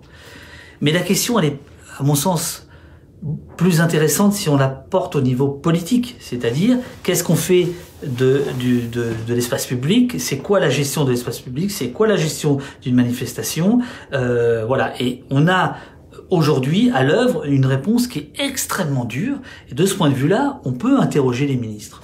Alors parlons de cette grenade de désencerclement qui est utilisée régulièrement, qui est là aussi, alors elle est moins dans l'actualité en ce moment parce que c'est vrai que l'actualité est très concernée autour du flashball. Oui. Cette grenade de désencerclement, déjà, dans quel cadre elle peut être utilisée? Et on parle beaucoup aussi de sa composition. C'est une grenade explosive en quelque sorte. Alors oui, il y a plusieurs grenades, il y a la désencerclement, mais celle dont on parle surtout, c'est la Gli F4, qui est une grenade qui est composée de 25 grammes de TNT. Son but... Qui est un explosif. Ah oui. TNT, voilà, TNT, oui, c'est pas de la télé, quoi. C'est l'autre, quoi. Voilà. Et donc, cette grenade, elle a deux intérêts. C'est l'effet de souffle et le bruit. 165 décibels. C'est-à-dire qu'elle fait à peu près le même bruit qu'un avion, même un peu plus qu'un avion au décollage. Donc c'est une grenade qui est extrêmement forte, un petit peu moins forte que celle qui était utilisée jusqu'ici et qui avait tué Rémi Fraisse, qui avait atterri dans son sac et qui l'avait tué, qui l'avait abattu. Cette grenade, elle est absolument pas utilisée ailleurs en Europe. Cette grenade, elle est faite, alors elle fait partie vraiment de l'arsenal du très haut là, c'est-à-dire qu'elle est faite pour les moments de très très haute tension. Et elle est quand même pas mal tirée, pas mal utilisée. Et là encore, à mon sens, on sort du sacro-saint principe du maintien de l'ordre qui est la proportionnalité. Voilà. Est-ce que vraiment... Alors en plus, maintenant il y a là aussi il y a des images qui sont tournées où on voit qu'elles sont parfois envoyées, ces grenades, n'importe comment. C'est-à-dire que normalement elles doivent être envoyées au ras du sol. C'est pourquoi elles blessent au pied, hein, parfois quand elles blessent. Mais on les voit aussi lancées maintenant en l'air, au-dessus de la foule, en cloche, ce qui est extrêmement dangereux. Et du coup, on a des blessés par des grenades à la tête ou aux épaules, alors que ça ne devrait pas arriver, si vous voulez. Donc ça, c'est une réponse qui est importante sur ce sujet parce que vous étiez nombreux à en parler dans les commentaires. Il y a cette question qui se pose aussi sur ce maintien de l'ordre. On faisait état de ces blessés extrêmement importants des deux côtés. Comment les forces de l'ordre peuvent-ils réussir à avoir une réponse proportionnée et éviter ces images justement de blessés graves quand certaines personnes peuvent aussi vouloir les attaquer. Comment trouver cet équilibre? Parce que c'est vrai que c'est cette question. On parlait de l'exemple de l'Allemagne et de l'Angleterre. Je vous renvoie aux déclarations de certains syndicats de police. Lundi, pas lundi dernier, mais celui d'avant, quand Édouard Philippe est invité au journal de 20h de TF1, où il annonce qu'il y aura 80 000 policiers dans les rues en France pour l'acte 9, celui de samedi dernier. Il est 20h15, à 20h16, il y a un tweet du syndicat des commissaires qui nous dit « Gilets jaunes contre... Les gilets jaunes, c'est pas un match de foot. » C'était ça le terme. Les gilets jaunes, c'est pas policiers contre gilets jaunes, c'est pas un match de foot. C'est par la concertation et le dialogue qu'on s'en sortira. Je vous dirais, les policiers qui viendront samedi, ils viendront pas avec des fleurs. C'est évident, c'est pas ça leur métier. C'est pas ce que les gens attendent d'eux. La réponse, si on veut éviter les images, par rapport à votre question, si on veut éviter les images de blessés, mais surtout si on veut éviter les blessures, les mutilations, c'est simplement qu'il y ait une réponse politique concrète et réelle. Les causes du désordre ne seront toujours là. Je veux dire, c'est pas parce que la police sera répressive que le mouvement va cesser de lui-même. Les raisons de la gronde sont toujours là. Donc, elles n'ont pas de réponse politique. Donc, moi, je suis pas du tout stratège, je suis pas conseiller du ministre. J'ai pas à dire ce que les policiers ont à faire ou pas. Est-ce que c'est un échec du maintien de l'ordre à la française? Total. Mais déjà, le terme de maintien de l'ordre à la française, en réalité, faut l'oublier. Faut l'oublier parce que c'est le mythe dans lequel on a bercé, on s'est bercé, on s'est fait bercer. Dont on parlait au début de ce maintien de l'ordre, sûr de sa superbe, de sa supériorité, parce qu'il faisait pas de mort, etc. À propos de mort, je voudrais quand même signaler que l'IGPN enquête toujours sur ce qui s'est passé à Marseille, sur cette dame qui est décédée après des tirs de grenade. Elle était en train de fermer son volet, c'est à Marseille, et cette personne âgée a reçu des grenades lacrymogènes qui lui étaient pas destinées, mais c'est arrivé sur elle, elle en est décédée après plusieurs heures. Ouais. Voilà, à l'hôpital. Donc,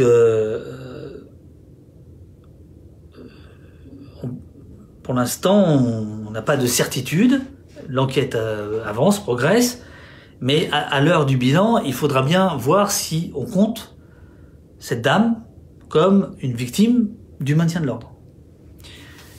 Et une victime des débordements du maintien de l'ordre, on va dire. On en était où? On parlait justement de l'échec.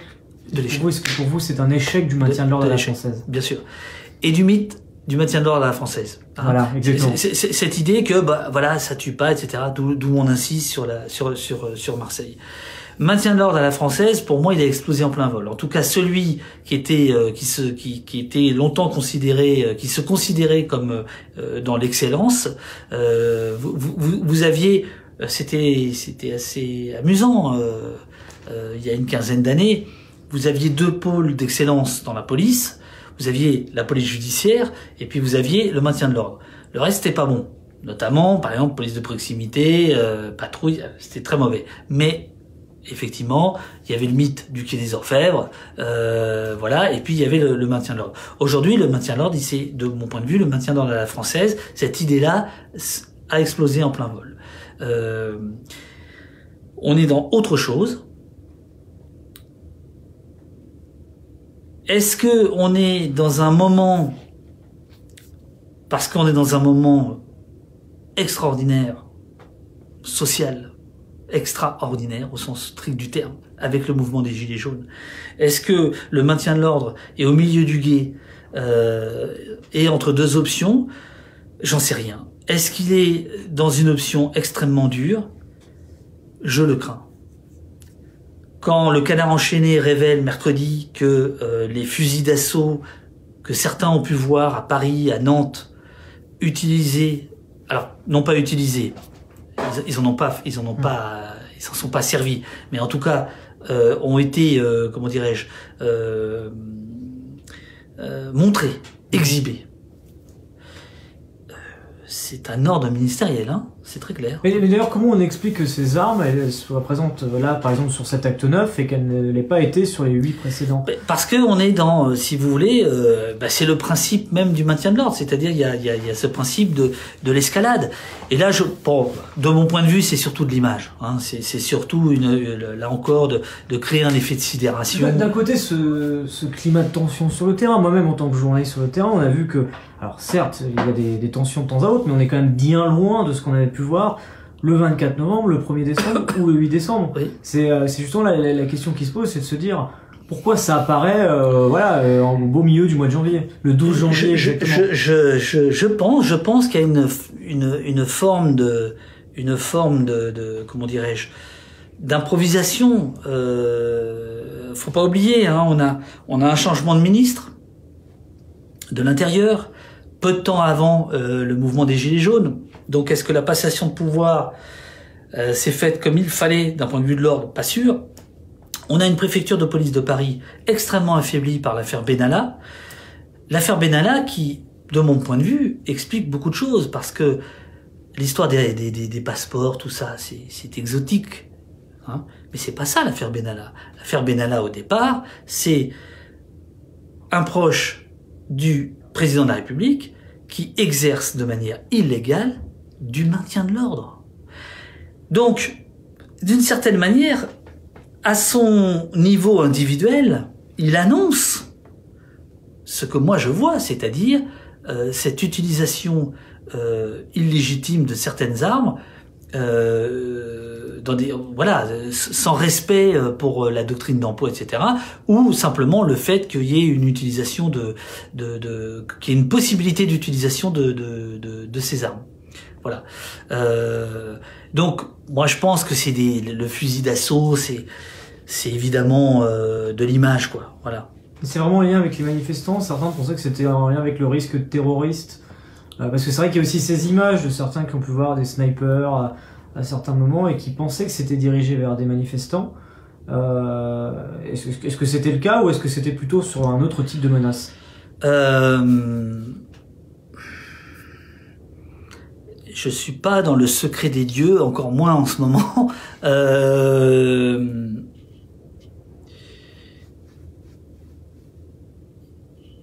Il est évident que, et je serais intéressé là aussi d'avoir les retours des gens qui nous regardent.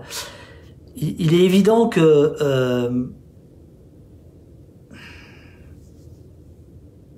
cette société qui depuis 15 ans, 20 ans, est en demande de sécuritaire, qui accepte que année après année les libertés individuelles et collectives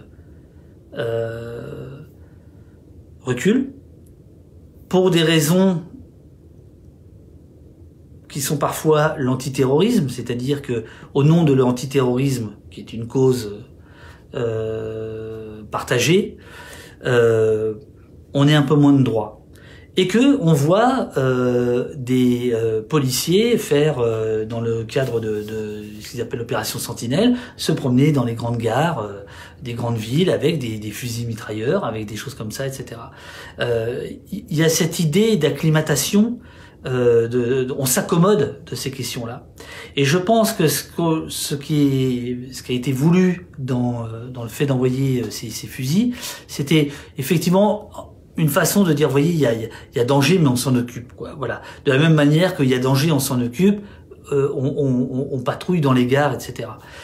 Et moi, j'ai des CRS qui m'expliquent que, justement, le fait que ce qu'ils appellent entre eux la tenue Robocop soit devenue quasiment la tenue de travail au quotidien, fait que aujourd'hui, des manifestants face à des Robocop n'ont plus peur, puisque ces Robocop, on les voit toute la journée dans l'année pour patrouiller dans le cadre de l'opération Sentinelle, etc.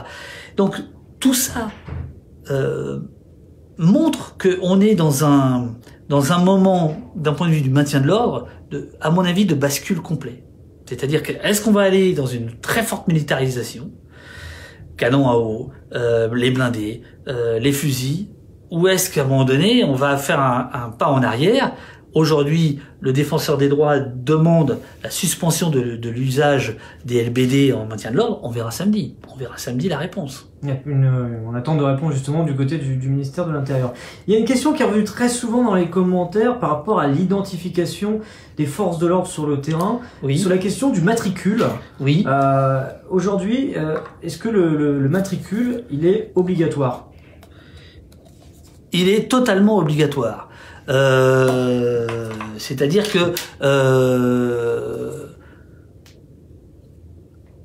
sauf dans des opérations d'élite type raid, JGN, ou dans des opérations attends, on va dire ce qui se passe parce que on va dire ce qui se passe. On va être honnête. On va être honnête parce que ça fait ça fait 1h16 qu'on est en live et on vous remercie David Dufresne, et c'est bien de faire du temps long parce qu'on dit justement c'est un format qui est super intéressant parce que ça permet d'aller au fond des choses, voilà, de vous laisser le temps aussi de vous exprimer. Et donc là, en fait, qui nous regardent, pour que les gens nous comprennent, en fait, j'écris à Rémi, sur serveur. Voilà, je lui ai écrit que j'avais besoin d'aller aux toilettes.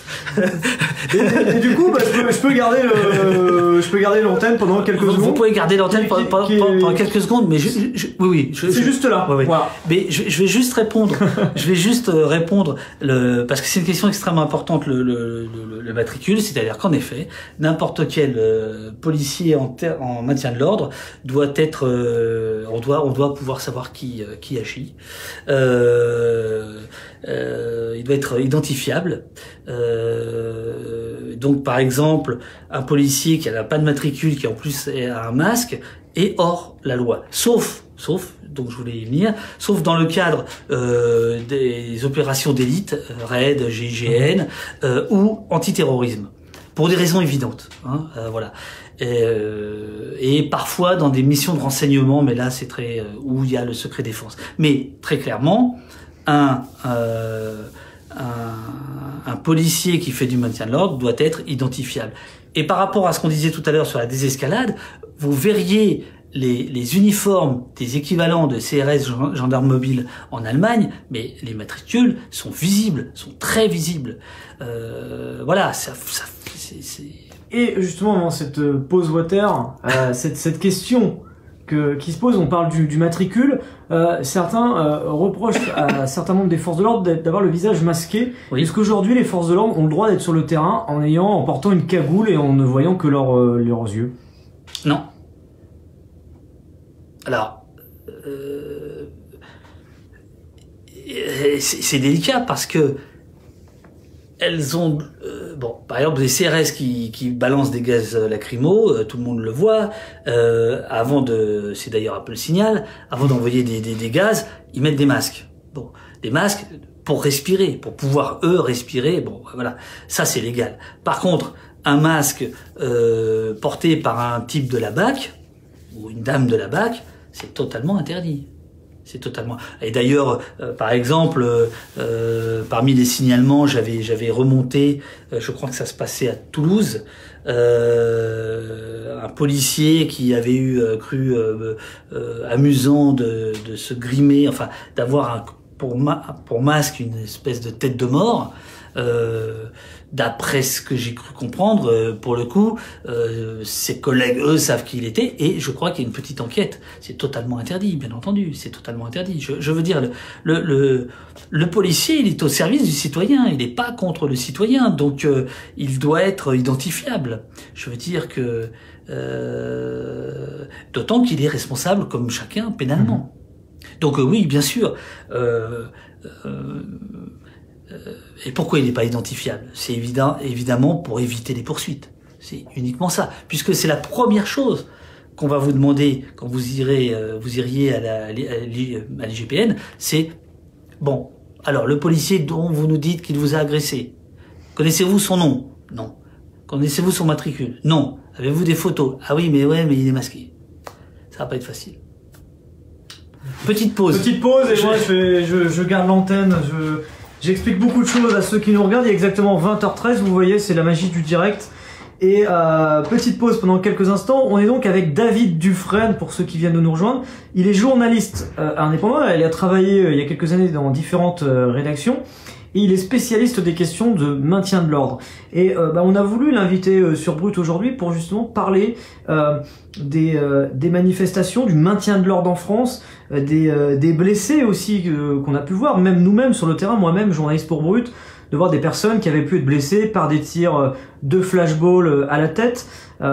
L'idée c'était justement d'avoir son témoignage, son ressenti, lui qui depuis le début de ce mouvement des Gilets jaunes, recense sur les réseaux sociaux, donc sur son compte Twitter David Dufresne, il explique et recense justement ces cas de violence policière. Donc voilà, chaque week-end il est présent sur les réseaux sociaux, il récupère ces images, fait son travail de journaliste derrière pour les identifier, pour les authentifier et voir que ça correspond bien à des événements qui sont déroulés dans la journée en France et clairement identifiables. Donc on en parle avec lui. Et puis on vous remercie d'être là. On sera là samedi bien sûr sur le terrain pour ceux qui... alors je vais pas me mettre à la place, hein, moi je suis très bien où je suis. Et si je me mets à chanter, je pense que l'audience diviserait par deux, donc on va éviter. Mais d'ores et déjà samedi, on sera ensemble pour suivre l'acte 10 des Gilets jaunes. On a suivi les 9 précédents.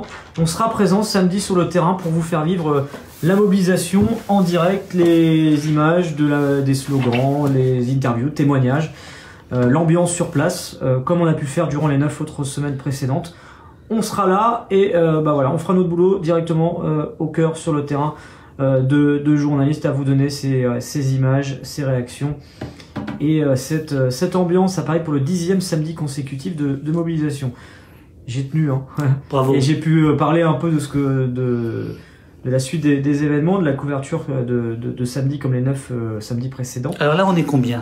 Alors là, il y a à peu près 4000 personnes qui nous regardent, qui sont là, présentes toujours sur ce live, qu'on remercie. Ouais, vous êtes plus de 100 000 à nous avoir suivis en cumulé depuis le début de ce live, et on vous en remercie voilà, de suivre ce live, où on essaye justement de donner la parole sur le long pour aller au fond de ces questions, qui sont des questions importantes, qui demandent des développements, et on essaye justement de les avoir dans ce direct. On parlait donc, juste avant cette petite pause, des matricules, des visages. Est-ce que ces visages peuvent être dissimulés ou pas? Donc la réponse a été donnée. L'occasion peut-être de répondre aussi à plusieurs questions dans les commentaires. Alors, ou nous-mêmes, en tant que tous les deux, on pourrait même y répondre nous-mêmes sur certaines informations qui sont passées sur les réseaux sociaux et qui s'avèrent inexactes. Notamment sur celle de gaz lacrymogène qui aurait été envoyé d'hélicoptère. Oui, alors là par exemple, ça fait partie des choses dont je parlais tout à l'heure, où je suis heureux de ne pas les avoir relayées. On parlait tout à l'heure de pression. Est-ce que j'ai eu des pressions? En fait, je vais vous dire, la pression la plus forte, c'est celle parfois de ce côté tout le monde vocifère, tout le monde envoie la vidéo avec plein de certitudes, etc. Et de résister à ce moment, c'est difficile. Évidemment que pour plein de raisons tactiques, etc. Jamais de la vie on balance des grenades lacrymogènes par hélicoptère ou par drone. Enfin, je veux dire, ça n'a pas de voilà, ça n'a aucun sens tactique. Je fais un clin d'œil parce qu'on me donne un café. Voilà. Parce que c'est transparent, c'est transparent. Voilà, bien sûr. C'est la magie du direct. Voilà. On remercie Juliette Andrieux, qui est documentaliste à Brut, qui vient de ramener ce petit kawa. Ce café à 20h. Parce que là j'en ai besoin, parce que moi je suis mort. Donc oui, non, cette histoire d'hélicoptère, je veux dire, il faut faire très très attention à l'interprétation des images, à l'interprétation du son,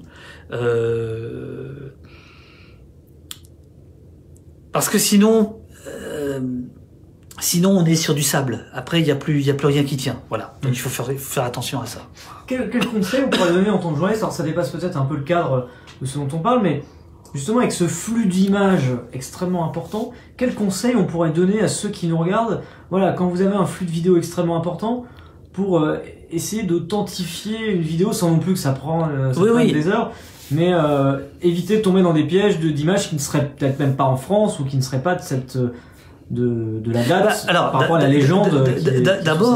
D'abord, il faut quand même saluer le fait que et ça fait partie évidemment alors là de manière très singulière de ce mouvement, c'est-à-dire que il faut saluer le fait que beaucoup de gens filment, beaucoup de gens photographient. Et le font dans une démarche qui est pas uniquement festive. Il y a ceux qui filment parce que parce que ça fait du bien de se retrouver sur les ronds-points, ça fait du bien d'être en manifestation, c'est un moment de communion, et on le filme. Mais il y a aussi des gens qui filment le travail de la police, qui filment les blessés, etc. Bon, moi je dirais juste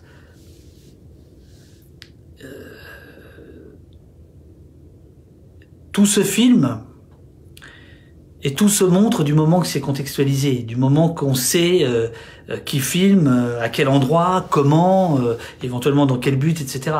Là, la facilité du retweet, la facilité du partage, fait que on peut être amené effectivement finalement à propager des fausses nouvelles. Mais pour l'instant, si les gens n'avaient pas filmé, n'avaient pas photographié, et si on n'avait pas été quelques-uns à recenser, à compiler, on ne saurait rien de ces victimes, de ces gens mutilés, de ces gens... Voilà. Donc, ça vaut le coup de filmer, ça vaut le coup de photographier. Alors pareil, pour la question qui doit être posée, bien évidemment, on peut filmer un policier au travail. Évidemment. Quel que soit son titre, journaliste, pas journaliste. Ah oui, bien sûr, non, ça n'a aucun... Non, ça c'est pas... Voilà, c'est... Journaliste, ça vous donne pas tellement plus de droits en réalité.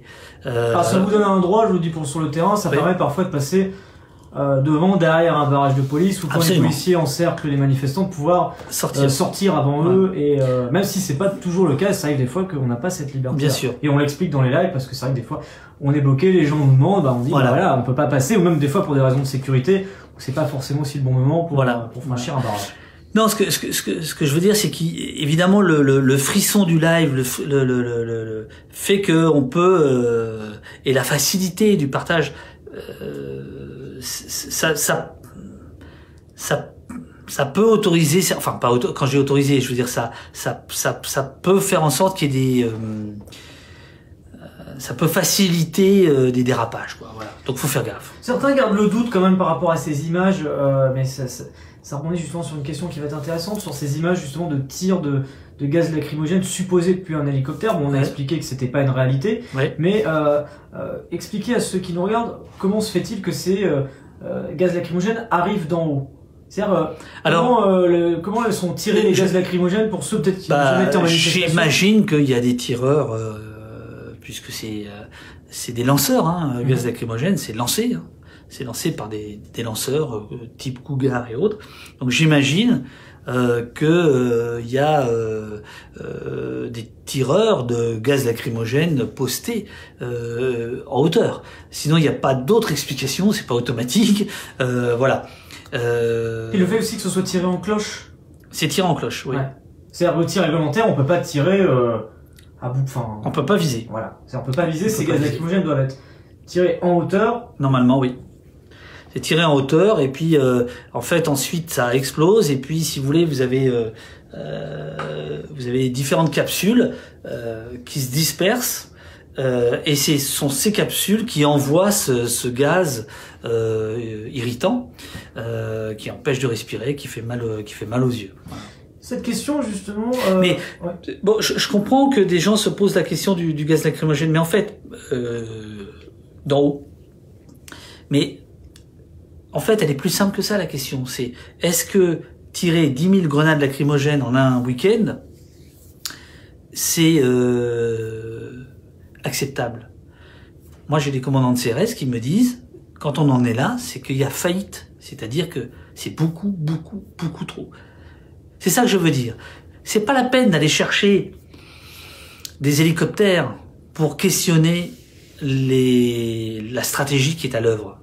Voilà, est-ce qu'on a, justement, on parle de ces chiffres qui sont toujours impressionnants après chaque week-end, quand on fait la comptabilisation du nombre de tirs de flashball, de cartouches de gaz lacrymogène. Alors, pour le canon, c'est de l'eau, mais quel coût finalement ça représente? Est-ce qu'on a des chiffres aujourd'hui qui permettent de mettre en perspective ce qui a été utilisé depuis le début du mouvement, ou c'est encore un peu tôt? Belle question. Je pense que ça doit pas être très compliqué à faire. Il faut faire une petite règle. Voilà, on connaît à peu près le prix d'une grenade et logiquement on devrait savoir le nombre de grenades tirées. Donc il suffirait de multiplier. Il est clair que là il y a beaucoup de dépenses. On a vu aussi ça a été là aussi révélé par le Canard enchaîné et très documenté par un site qui s'appelle reflet.info. Il y a eu des commandes au moment de la trêve de Noël, il y a eu des commandes du ministère de l'Intérieur de nouvelles armes, notamment des 6 coups, des fusils qui peuvent tirer 6 cartouches de grenade ou 6 LBD, dont on a vu certaines armes déjà à l'œuvre à Nantes samedi dernier. Et donc là on a le prix. Un LBD, je crois que ça coûte 1700 francs suisses, puisque c'est une fabrication suisse, donc ça doit être à peu près 1200 €. L'engin. C'est-à-dire que si on donnait, alors c'est difficile, même un peu plus. Mais depuis le début, c'est des dizaines de millions d'euros, des centaines de millions d'euros. Ce serait, c'est dur de donner un chiffre exact parce qu'il est encore très tôt, mais oui, c'est en dizaines de millions, centaines de millions. Ah, je sais pas. Non, je sais pas. Après, si vous voulez. Moi, je prends l'ensemble, c'est-à-dire autant la mobilisation des fonctionnaires de police sur le terrain. Oui. Que. Non, c'est très élevé, mais ça me semble être une question un peu secondaire, si vous voulez. Enfin, je veux dire que c'est pas sur cet argent-là que les choses vont se décider. Est-ce que ça coûte trop cher ou pas assez cher? C'est pas ça. Je veux dire, la France est un pays extrêmement riche et qui fait des dépenses considérables, par exemple en termes d'armée, d'armement. Ça reste quand même le poste numéro 1. C'est pas là-dessus. Je veux dire, c'est pour le budget de l'État, c'est-à-dire le budget des Français, ça sera dérisoire. Je veux dire, c'est pas, à mon avis, c'est pas une question ni politique ni stratégique. Beaucoup de questions, les commentaires par rapport au gaz lacrymogène. Oui. Par rapport à la composition, alors peut-être pas rentrer dans les détails de la composition, mais est-ce que aujourd'hui on sait s'il y a un risque sur la santé à long terme? Est-ce que le fait de respirer des gaz lacrymogènes de façon régulière, il y a alors ça, je crois que c'est très important d'ailleurs d'en parler. Il y a tout ce qu'on appelle les street medics ou les secouristes volontaires qu'on voit à l'œuvre. Qu'on a entendu régulièrement, qu'on a même interviewé dans la manif pour ceux qui nous regardent en direct, le live du 5 janvier, on a été à leur rencontre et ils nous expliquaient leur travail. Voilà. Donc ce sont des gens qui viennent au secours, en théorie, aussi bien des policiers que des manifestants. Il se trouve que les policiers, ils ont des médecins avec eux, enfin des infirmiers plus exactement. Donc ils n'ont pas tellement besoin des street medics. Donc c'est vrai que les street medics viennent, donc médecins de rue, hein, c'est ce que ça signifie. Donc c'est des gens qui viennent à l'aide auprès des victimes et qu'on voit tout de suite surgir dès qu'il y a des problèmes.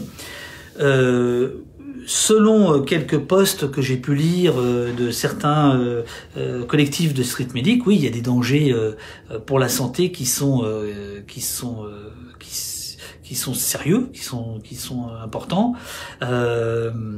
Tout ça est tout à fait documenté. C'est-à-dire que c'est sur le long terme, c'est-à-dire que dans 10-15 ans, on pourrait voir des personnes. Non. C'est vraiment quelque chose de. Dans mon souvenir, s'il y a problème, c'est instantané. Enfin, c'est instantané. Il n'y a pas de risque. Non. Voilà. Oui. On a aucune chance bien sûr que dans 15-20 ans, on ait des personnes qui contractent. Non. C'est important de le dire parce que c'est vrai qu'il y a beaucoup qui posent cette question sur. D'accord. Non, ça non. Mais je comprends que les gens posent cette question parce que malgré tout, le gaz lacrymogène, qui a été inventé il y a très très très longtemps, c'est dans la famille des armes chimiques. C'est chimique, un gaz lacrymogène. Donc oui, il y a des séquelles, mais là encore, il faudrait aller voir les études. Il y a eu des études sanitaires qui ont été menées, et là aussi, l'abondance dans l'usage des gaz lacrymogènes interroge. Cette question qui se pose dans les commentaires, mais on pourra y répondre ensemble parce que certains font référence à notre direct de samedi dernier où des personnes qui nous ont suivis ont vu ces images d'une personne qui est touchée à côté de la place de l'Étoile par le canon à eau, oui, qui s'écroule au sol. Oui. Plusieurs personnes vont à sa rencontre, voilà, pour assister cette personne qui est au sol et qui bouge pas à ce moment-là, donc pour essayer de l'extraire, et qui du coup ces personnes se retrouvent à leur tour visées par le canon à eau et par des grenades explosives en leur direction. Et ces images, elles font partie de ceux que vous avez signalés au niveau de la place Beauvau pour répondre à Métaux en lit. Absolument. Là, c'est le bon sens, quoi. C'est-à-dire que là, il y a un truc qui est assez dégueulasse. Il y a quelqu'un qui est au sol. Je tiens à dire que dans le mode d'emploi, par exemple, des LBD, je crois même que le DGPN, directeur général de la police nationale, l'a rappelé, si un policier fait usage de cette arme-là, il doit s'enquérir de l'état de santé de la personne. Dans une charge CRS, s'il y a un tir de LBD ou de flashball, le mode d'emploi, ce qu'on appelle la doctrine d'emploi, la règle d'engagement, fait que normalement, la compagnie de CRS ou de gendarme mobile doit s'inquiéter de l'état de santé de la personne qui est au sol. Et bien là, il y a une personne au sol à cause du canon à eau. Il y a des gens qui viennent à son secours pour la relever, pour éventuellement l'exfiltrer, l'amener à des médecins, l'amener à des infirmiers, des street medics. Et là, ces gens-là, à leur tour, reçoivent canon à eau. C'est pas à l'honneur de la police. Voilà, c'est tout. C'est pas l'honneur de la police. C'est pas gravissime, mais c'est pas l'honneur de la police. Et de mon point de vue, ça ne colle pas avec la déontologie de la police. Si vraiment les gens qui nous écoutent sont intéressés par ces questions-là, vous tapez dans Google défenseur des droits, rapport sur la déontologie du maintien de l'ordre, et vous avez 30 pages absolument passionnantes qui font autorité sur l'emploi des armes, comment elles doivent être utilisées, par qui, etc. Vous avez quantité, c'est donc le défenseur des droits qui a remis son rapport au Parlement, dans lequel il recommande plusieurs choses, dont, ce qu'on répète depuis tout à l'heure, l'arrêt immédiat de l'usage des LBD et des flashballs, mais également l'arrêt des NAS. J'ai été très surpris en lisant ce rapport que les NAS, quand on NAS, donc le défenseur des droits appelle ça l'encagement. Bon, il appelle pas ça une NAS. Les manifestants appellent ça une NAS. Mais enfin, manifestement, côté policier, on appellerait ça encagement. Eh bien, d'après le défenseur des droits, ça ne répond à aucune règle écrite quelque part.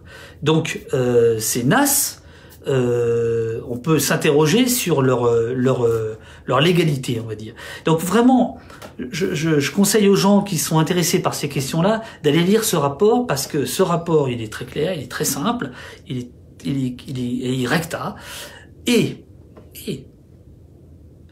il est de décembre 2017, c'est-à-dire il est d'hier, quasiment. En tout cas, il y a eu une année pour que les parlementaires s'en saisissent et se disent qu'est-ce qu'on fait. Eh bien, les parlementaires n'ont rien fait. Le politique n'a pas tenu compte de ces recommandations. Je pense que c'est l'occasion, tous ces signalements, toutes ces bavures, toutes ces mutilations sont l'occasion de dire « qu'est-ce qu'on fait de ce rapport? Est-ce qu'on peut débattre ?» Alors, que le gouvernement puisse pas débattre entre deux actes. Hein, et ils disent c'est pas le moment de changer, on change pas de cheval au milieu du gué. Bon, ok. Mais est-ce que cette question va être posée, la déontologie du maintien de l'ordre? Parce que ce durcissement auquel on assiste maintenant depuis, qui est pas à nouveau, hein, il faudrait pas que le mouvement Gilets jaunes pense qu'il est le premier à être victime d'une répression. C'est pas vrai. Ce que le mouvement des Gilets jaunes reçoit aujourd'hui, c'est ce qu'on a vu à la ZAD de Notre-Dame-des-Landes, vous y étiez, une forme de militarisation, c'est ce qu'on a vu à la loi travail, et c'est ce qu'on voit depuis 15-20 ans dans les cités, mais dans les c'est banlieues. pire qu'avant, est-ce que c'est... Voilà, alors, on pourrait prendre l'exemple peut-être des manifestations au travail de 2016. Alors vous êtes un jeune journaliste, ne tombez pas dans les travers des vieux journalistes, est-ce que c'est nouveau? Mais c'est important justement cette comparaison. Ouais. Parce que les gens comparent de se dire est-ce que c'est mieux maintenant, est-ce que c'est pire qu'avant? Non, c'est quand même une question qui peut se poser. Ouais. Oui, bien sûr, mais la question de la nouveauté est pas... en fait, elle est un peu naïve. Non, ce qui est notable aujourd'hui, c'est la densité, c'est la répétition. C'est-à-dire, c'est toutes les semaines. C'est toutes les semaines qu'on envoie des policiers non formés au maintien de l'ordre faire du maintien de l'ordre, et c'est toutes les semaines qu'on voit des blessés, qu'on constate des blessés, et certains graves, des mutilés. Ça, si vous voulez, depuis au moins 68, ça n'était pas arrivé. Ça, c'est très clair. Donc important, justement. Donc, mais en même temps, aucun mouvement comme les Gilets jaunes n'avait existé depuis 68. Le seul moment, si vous voulez, où on pourrait dire que l'État, que le maintien de l'ordre était vraiment une préoccupation centrale, c'est les émeutes de 2005. On a les émeutes de 2005 et on a les Gilets jaunes. Voilà. Entre les deux et avant, il n'y a pas eu cet État aussi dur, aussi dense entre l'État d'un côté et puis la rue. On remercie tous ceux qui regardent cela avec nous. Je regarde les commentaires, vous êtes très nombreux. Alors, on va encore rester quelques minutes avant de conclure cela avec les dernières questions de ce direct. On vous remercie en tout cas d'être avec nous. Alors, pendant que vous cherchez une question, à moins que vous l'ayez tout de suite, je voudrais juste passer un petit message aux gens qui ont la gentillesse de prendre le temps de me contacter pour me faire part d'agissements qui leur semblent illégitimes des forces de l'ordre. Il faut un tout petit peu de méthode parce que sinon je croule. Donc la meilleure des façons, c'est de m'envoyer un email via mon site ou un DM via Twitter avec un maximum d'informations, avec des réponses, enfin avec les questions de base, et ou votre Twitter à la fin, image, voilà. Ça pour, ou quand, comment, parce que m'envoyer juste une page Facebook, ça me demande ensuite beaucoup de temps. Donc voilà, si vous avez envie que ce travail démocratique et citoyen soit fait, il y a des gens, comme j'ai dit tout à l'heure, qui m'aident, qui justement essaie de débroussailler. Voilà, si vous me signalez des choses, idéalement c'est par email. Prenez le temps de m'envoyer un email avec le plus possible d'où ça vient, qu'est-ce que vous avez vu, et si vous avez des photos, si vous avez des vidéos, etc. Voilà, le temps que vous ayez trouvé une question. Il y a eu pas mal de questions sur l'ensemble de ce live également par rapport au traitement médiatique de ces violences policières. Oui. Où certains faisaient les comparaisons de quand on parle des violences dans les manifestations versus violences policières, où on en a peu entendu parler. Comment vous l'expliquez? Est-ce que vous avez une analyse sur ce point-là? Alors, je vous l'ai dit au tout début, quand j'ai commencé à compiler les photos, les vidéos de violences policières dans le cadre du mouvement Gilets jaunes, un des ressorts, c'était que je ne comprenais pas que ces images qui circulaient et qui font des millions de vues, je veux dire qu'il y a un moment, on peut pas dire que c'est confidentiel, pas du tout. Ben, ces images ne sortaient pas des réseaux sociaux, n'arrivaient pas dans des espaces de discussion, de débat qui sont les médias, qui sont les émissions d'infos, les chaînes d'infos, etc. Alors là, je dois dire des choses, hein, parce que j'ai rencontré beaucoup de reporters qui sont les premiers désolés de ne pas avoir pu faire de reportage. Parce que les rédactions en chef n'y croyaient pas tellement, ne voyaient pas trop l'intérêt, etc. Moi, je vais être très clair. Je pense que les médias qui sont extrêmement nécessaires le sont quand ils sont des contre-pouvoirs. Et si les médias ne sont pas des contre-pouvoirs,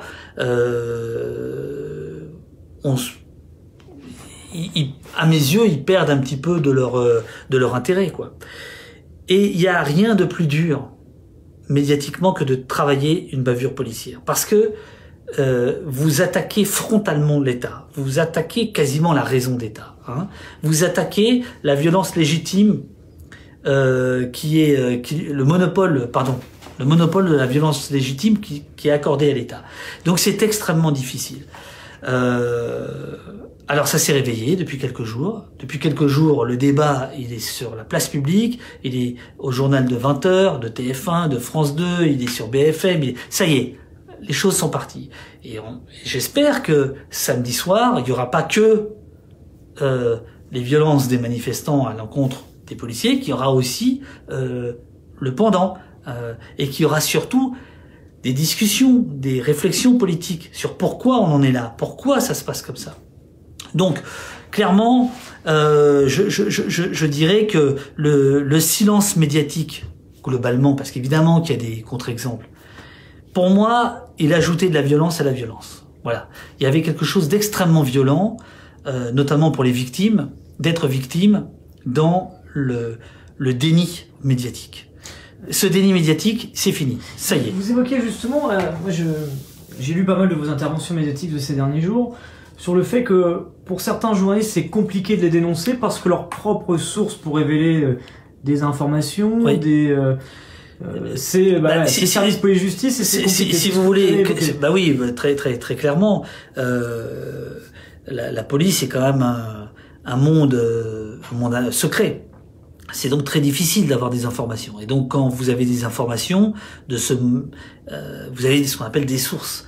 Ces sources, si vous passez votre temps à les interroger sur ce qui s'est mal passé, vous aurez plus tellement d'informations. Voilà, c'est aussi clair que ça.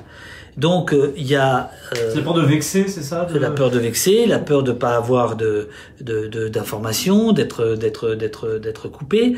Alors, il y a quelque chose, hein, et puis alors en plus les policiers sont soumis au devoir de réserve, donc ils ne peuvent pas parler. Donc qui parle, ce sont les syndicats. Et les syndicats, si vous voulez, ils sont dans une position qui est extrêmement compliquée, parce qu'ils sont à la fois courroie de transmission du ministère de l'Intérieur, porte-parole de leurs adhérents, source des journalistes, et donc très compliqué pour les syndicats d'apparaître publiquement avec une parole qui soit, je dirais, totalement entière. Voilà. Donc, si vous voulez travailler sur la police, c'est très compliqué quand on est journaliste. Mais je regrette qu'il y ait si peu de courage journalistique en cette matière. Voilà. Il y a quelques journalistes, évidemment, hein, mais globalement, par rapport à ce que je disais tout à l'heure, on n'est pas dans le contre-pouvoir. Voilà. Si on regarde les journaux d'il y a 10-15 ans, il y avait beaucoup plus de débats, il y avait une couverture médiatique beaucoup plus forte sur les zones, la part d'ombre de la police, beaucoup plus. Aujourd'hui, vous l'avez encore, hein, vous l'avez encore avec Le Monde, avec parfois Libération, avec Le Canard enchaîné, avec Mediapart. Vous avez quand même des rédactions, mais une chaîne d'infos en continu, je vais vous donner un exemple tout bête. Si elle veut être sur tous les coups, si elle veut être sur l'interpellation du dernier voyou en cavale, eh bien, elle a intérêt à être bien avec ses sources. Voilà, c'est pas du machiavélisme, que c'est quasiment naturel. Je veux dire que c'est de la relation de travail. Comme tous les gens qui nous regardent ont des relations de travail. Et la relation de travail fait que vous n'avez pas forcément une liberté de manœuvre aussi grande. Mais là, je salue le fait que les reporters ont réussi depuis quelques jours à convaincre les rédactions en chef qu'il y avait débat à mener. Voilà. Cette question qui se pose aussi par rapport au ministère de l'Intérieur, ministre de l'Intérieur. Oui. Où, bah voilà, nous-mêmes, on l'a rencontré la semaine dernière, Christophe Castaner, et on a l'impression que c'est impossible d'avoir une condamnation de la part d'un ministre de l'Intérieur de violences policières. Est-ce que c'est politique, c'est de la communication? Comment on décrypterait ça? Alors, je vous en veux, Rémi. Vous auriez dû m'emmener. Vous auriez dû m'emmener. Parce que, à votre corps défendant, le ministre a fait là une opération de communication. Voilà. Vous lui avez posé des questions, il a répondu. Ministre de l'Intérieur, principalement, c'est quelqu'un qui fait c'est un directeur de ressources humaines. Hein. Il a presque 200 000 personnes à gérer. Policiers, gendarmes, etc. Mais ça veut dire que s'il condamne ces violences policières derrière, il se met en froid, les policiers, ça crée une fronde derrière, ça ferait quoi? Imaginons, voilà, Christophe Castaner, il dit, voilà, je condamne fermement certains agissements, certaines utilisations non légales de certains armements. Derrière, ça crée on a des ministres des policiers gilets jaunes. On a des ministres de l'Intérieur, comme Pierre Jox par exemple, qui n'avait pas peur d'aller au contact, qui n'avait pas peur de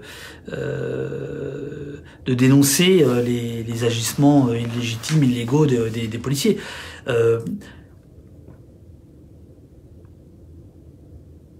On peut comprendre qu'il soit gêné aux entournures, on peut comprendre qu'il vous réponde comme il l'a fait avec des circonvolutions, etc.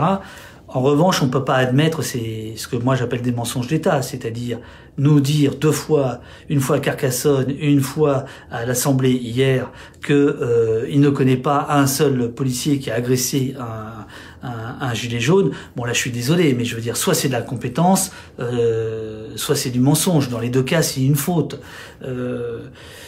Donc je trouve que Christophe Castaner va quand même très très loin dans le déni, et c'est pas à la hauteur d'un homme d'État. C'est pas à la hauteur de quelqu'un qui est le numéro 2, puisque le ministre de l'Intérieur c'est le numéro 2, hein, le président de la République. Enfin non, pardon, c'est le numéro 3. C'est le Premier ministre. Et après, Mais on a plus de chances de devenir président de la République en ayant été ministre de l'Intérieur que Premier ministre. Vous regardez à la 5e République, c'est comme ça. Beaucoup sont au moins devenus candidats. C'est un poste, oui. Ouais. C'est un poste absolument clé. Et là, ça va mener vers quoi quand on entend certains qui disent la démission de Christophe Castaner? Est-ce que c'est cette situation, quand il y aura le bilan à la fin de ces mobilisations, où Voilà, on a déjà un chiffre de blessés important. Alors on espère qu'il ne va pas s'aggraver, mais il y a un risque quand même. Si vous voulez, Christophe Castaner, je pense que si on se met de son point de vue, il arrive à Beauvau et il a ce mouvement qui lui tombe dessus. Il n'est pas tout à fait responsable de la doctrine depuis une quinzaine ou une vingtaine d'années du maintien de l'ordre. Par contre, il l'applique allègrement. Bon, en niant les débordements. Donc il l'assume. Voilà. Bah, s'il l'assume, il devra l'assumer publiquement. Si tant est que d'un côté les citoyens lui posent la question, ou le politique, ou les représentants, ou les médias. C'est-à-dire qu'en fait, c'est ces trois entités qui peuvent porter le débat. Le politique, on l'a vu, s'est tu sur le rapport du défenseur des droits. Le médiatique a eu du mal à embrayer sur les violences policières. Donc effectivement, ça va être un débat qui sera porté, qui devrait être porté par les citoyens. Voilà. Moi, je me prononce pas sur des missions ou pas de Christophe Castaner. C'est pas. C'est pas de trop longtemps journaliste de l'émission. Oui, et puis, mais puis surtout, moi, je veux surtout pas faire de politique fiction. Je veux dire, bon, voilà, voilà, je pense que j'ai répondu. Il y a cette idée qu'il hérite d'une doctrine dont il n'est donc pas responsable, mais qu'il l'applique énormément et qu'il en assume les pires conséquences. Donc, à un moment donné, assumer, ça doit aller au bout. Voilà, c'est pas uniquement justement des interviews rapides. Non, il y a de toute façon, la France est en train de vivre un examen de conscience et qui va avec le mouvement Gilets jaunes. Et cet examen de conscience, il va se faire aussi à un moment donné sur le rôle de la police, sur sa doctrine d'emploi. Les enseignements à prendre après. Évidemment, ouais. évidemment. Merci en tout cas, David Dufresne. Je suis épuisé, je suis désolé. Ah ben non, en tout cas, on a été jusqu'au bout et je pense que on a fait exactement 1h55 de live et je vous en remercie vraiment du fond du cœur parce que pour ceux qui nous regardent, tout simplement parce que c'est un sujet qu'on voulait évoquer parmi d'autres. On voulait avoir votre avis parce que c'est vrai que vous suivez le mouvement des Gilets jaunes depuis le début. Vous avez écrit à plusieurs reprises là-dessus. C'est pas arrivé avec le mouvement des Gilets jaunes. Donc c'était intéressant d'avoir votre point de vue. Et pendant ces 2 heures de live, j'espère que tous ceux qui nous regardent ou qui nous regardaient, que ce soit quelques secondes, quelques minutes ou même pendant presque 2 heures, auront pu mieux comprendre certaines de ces questions, certains éclairages aussi qu'on a pu donner avec vous, David Dufresne, sur les situations également à l'étranger. On a beaucoup parlé de ce qui se passait en Allemagne et en Angleterre et c'était intéressant aussi cette comparaison de techniques entre guillemets de maintien de l'ordre entre ce qui se passe en France et à l'étranger.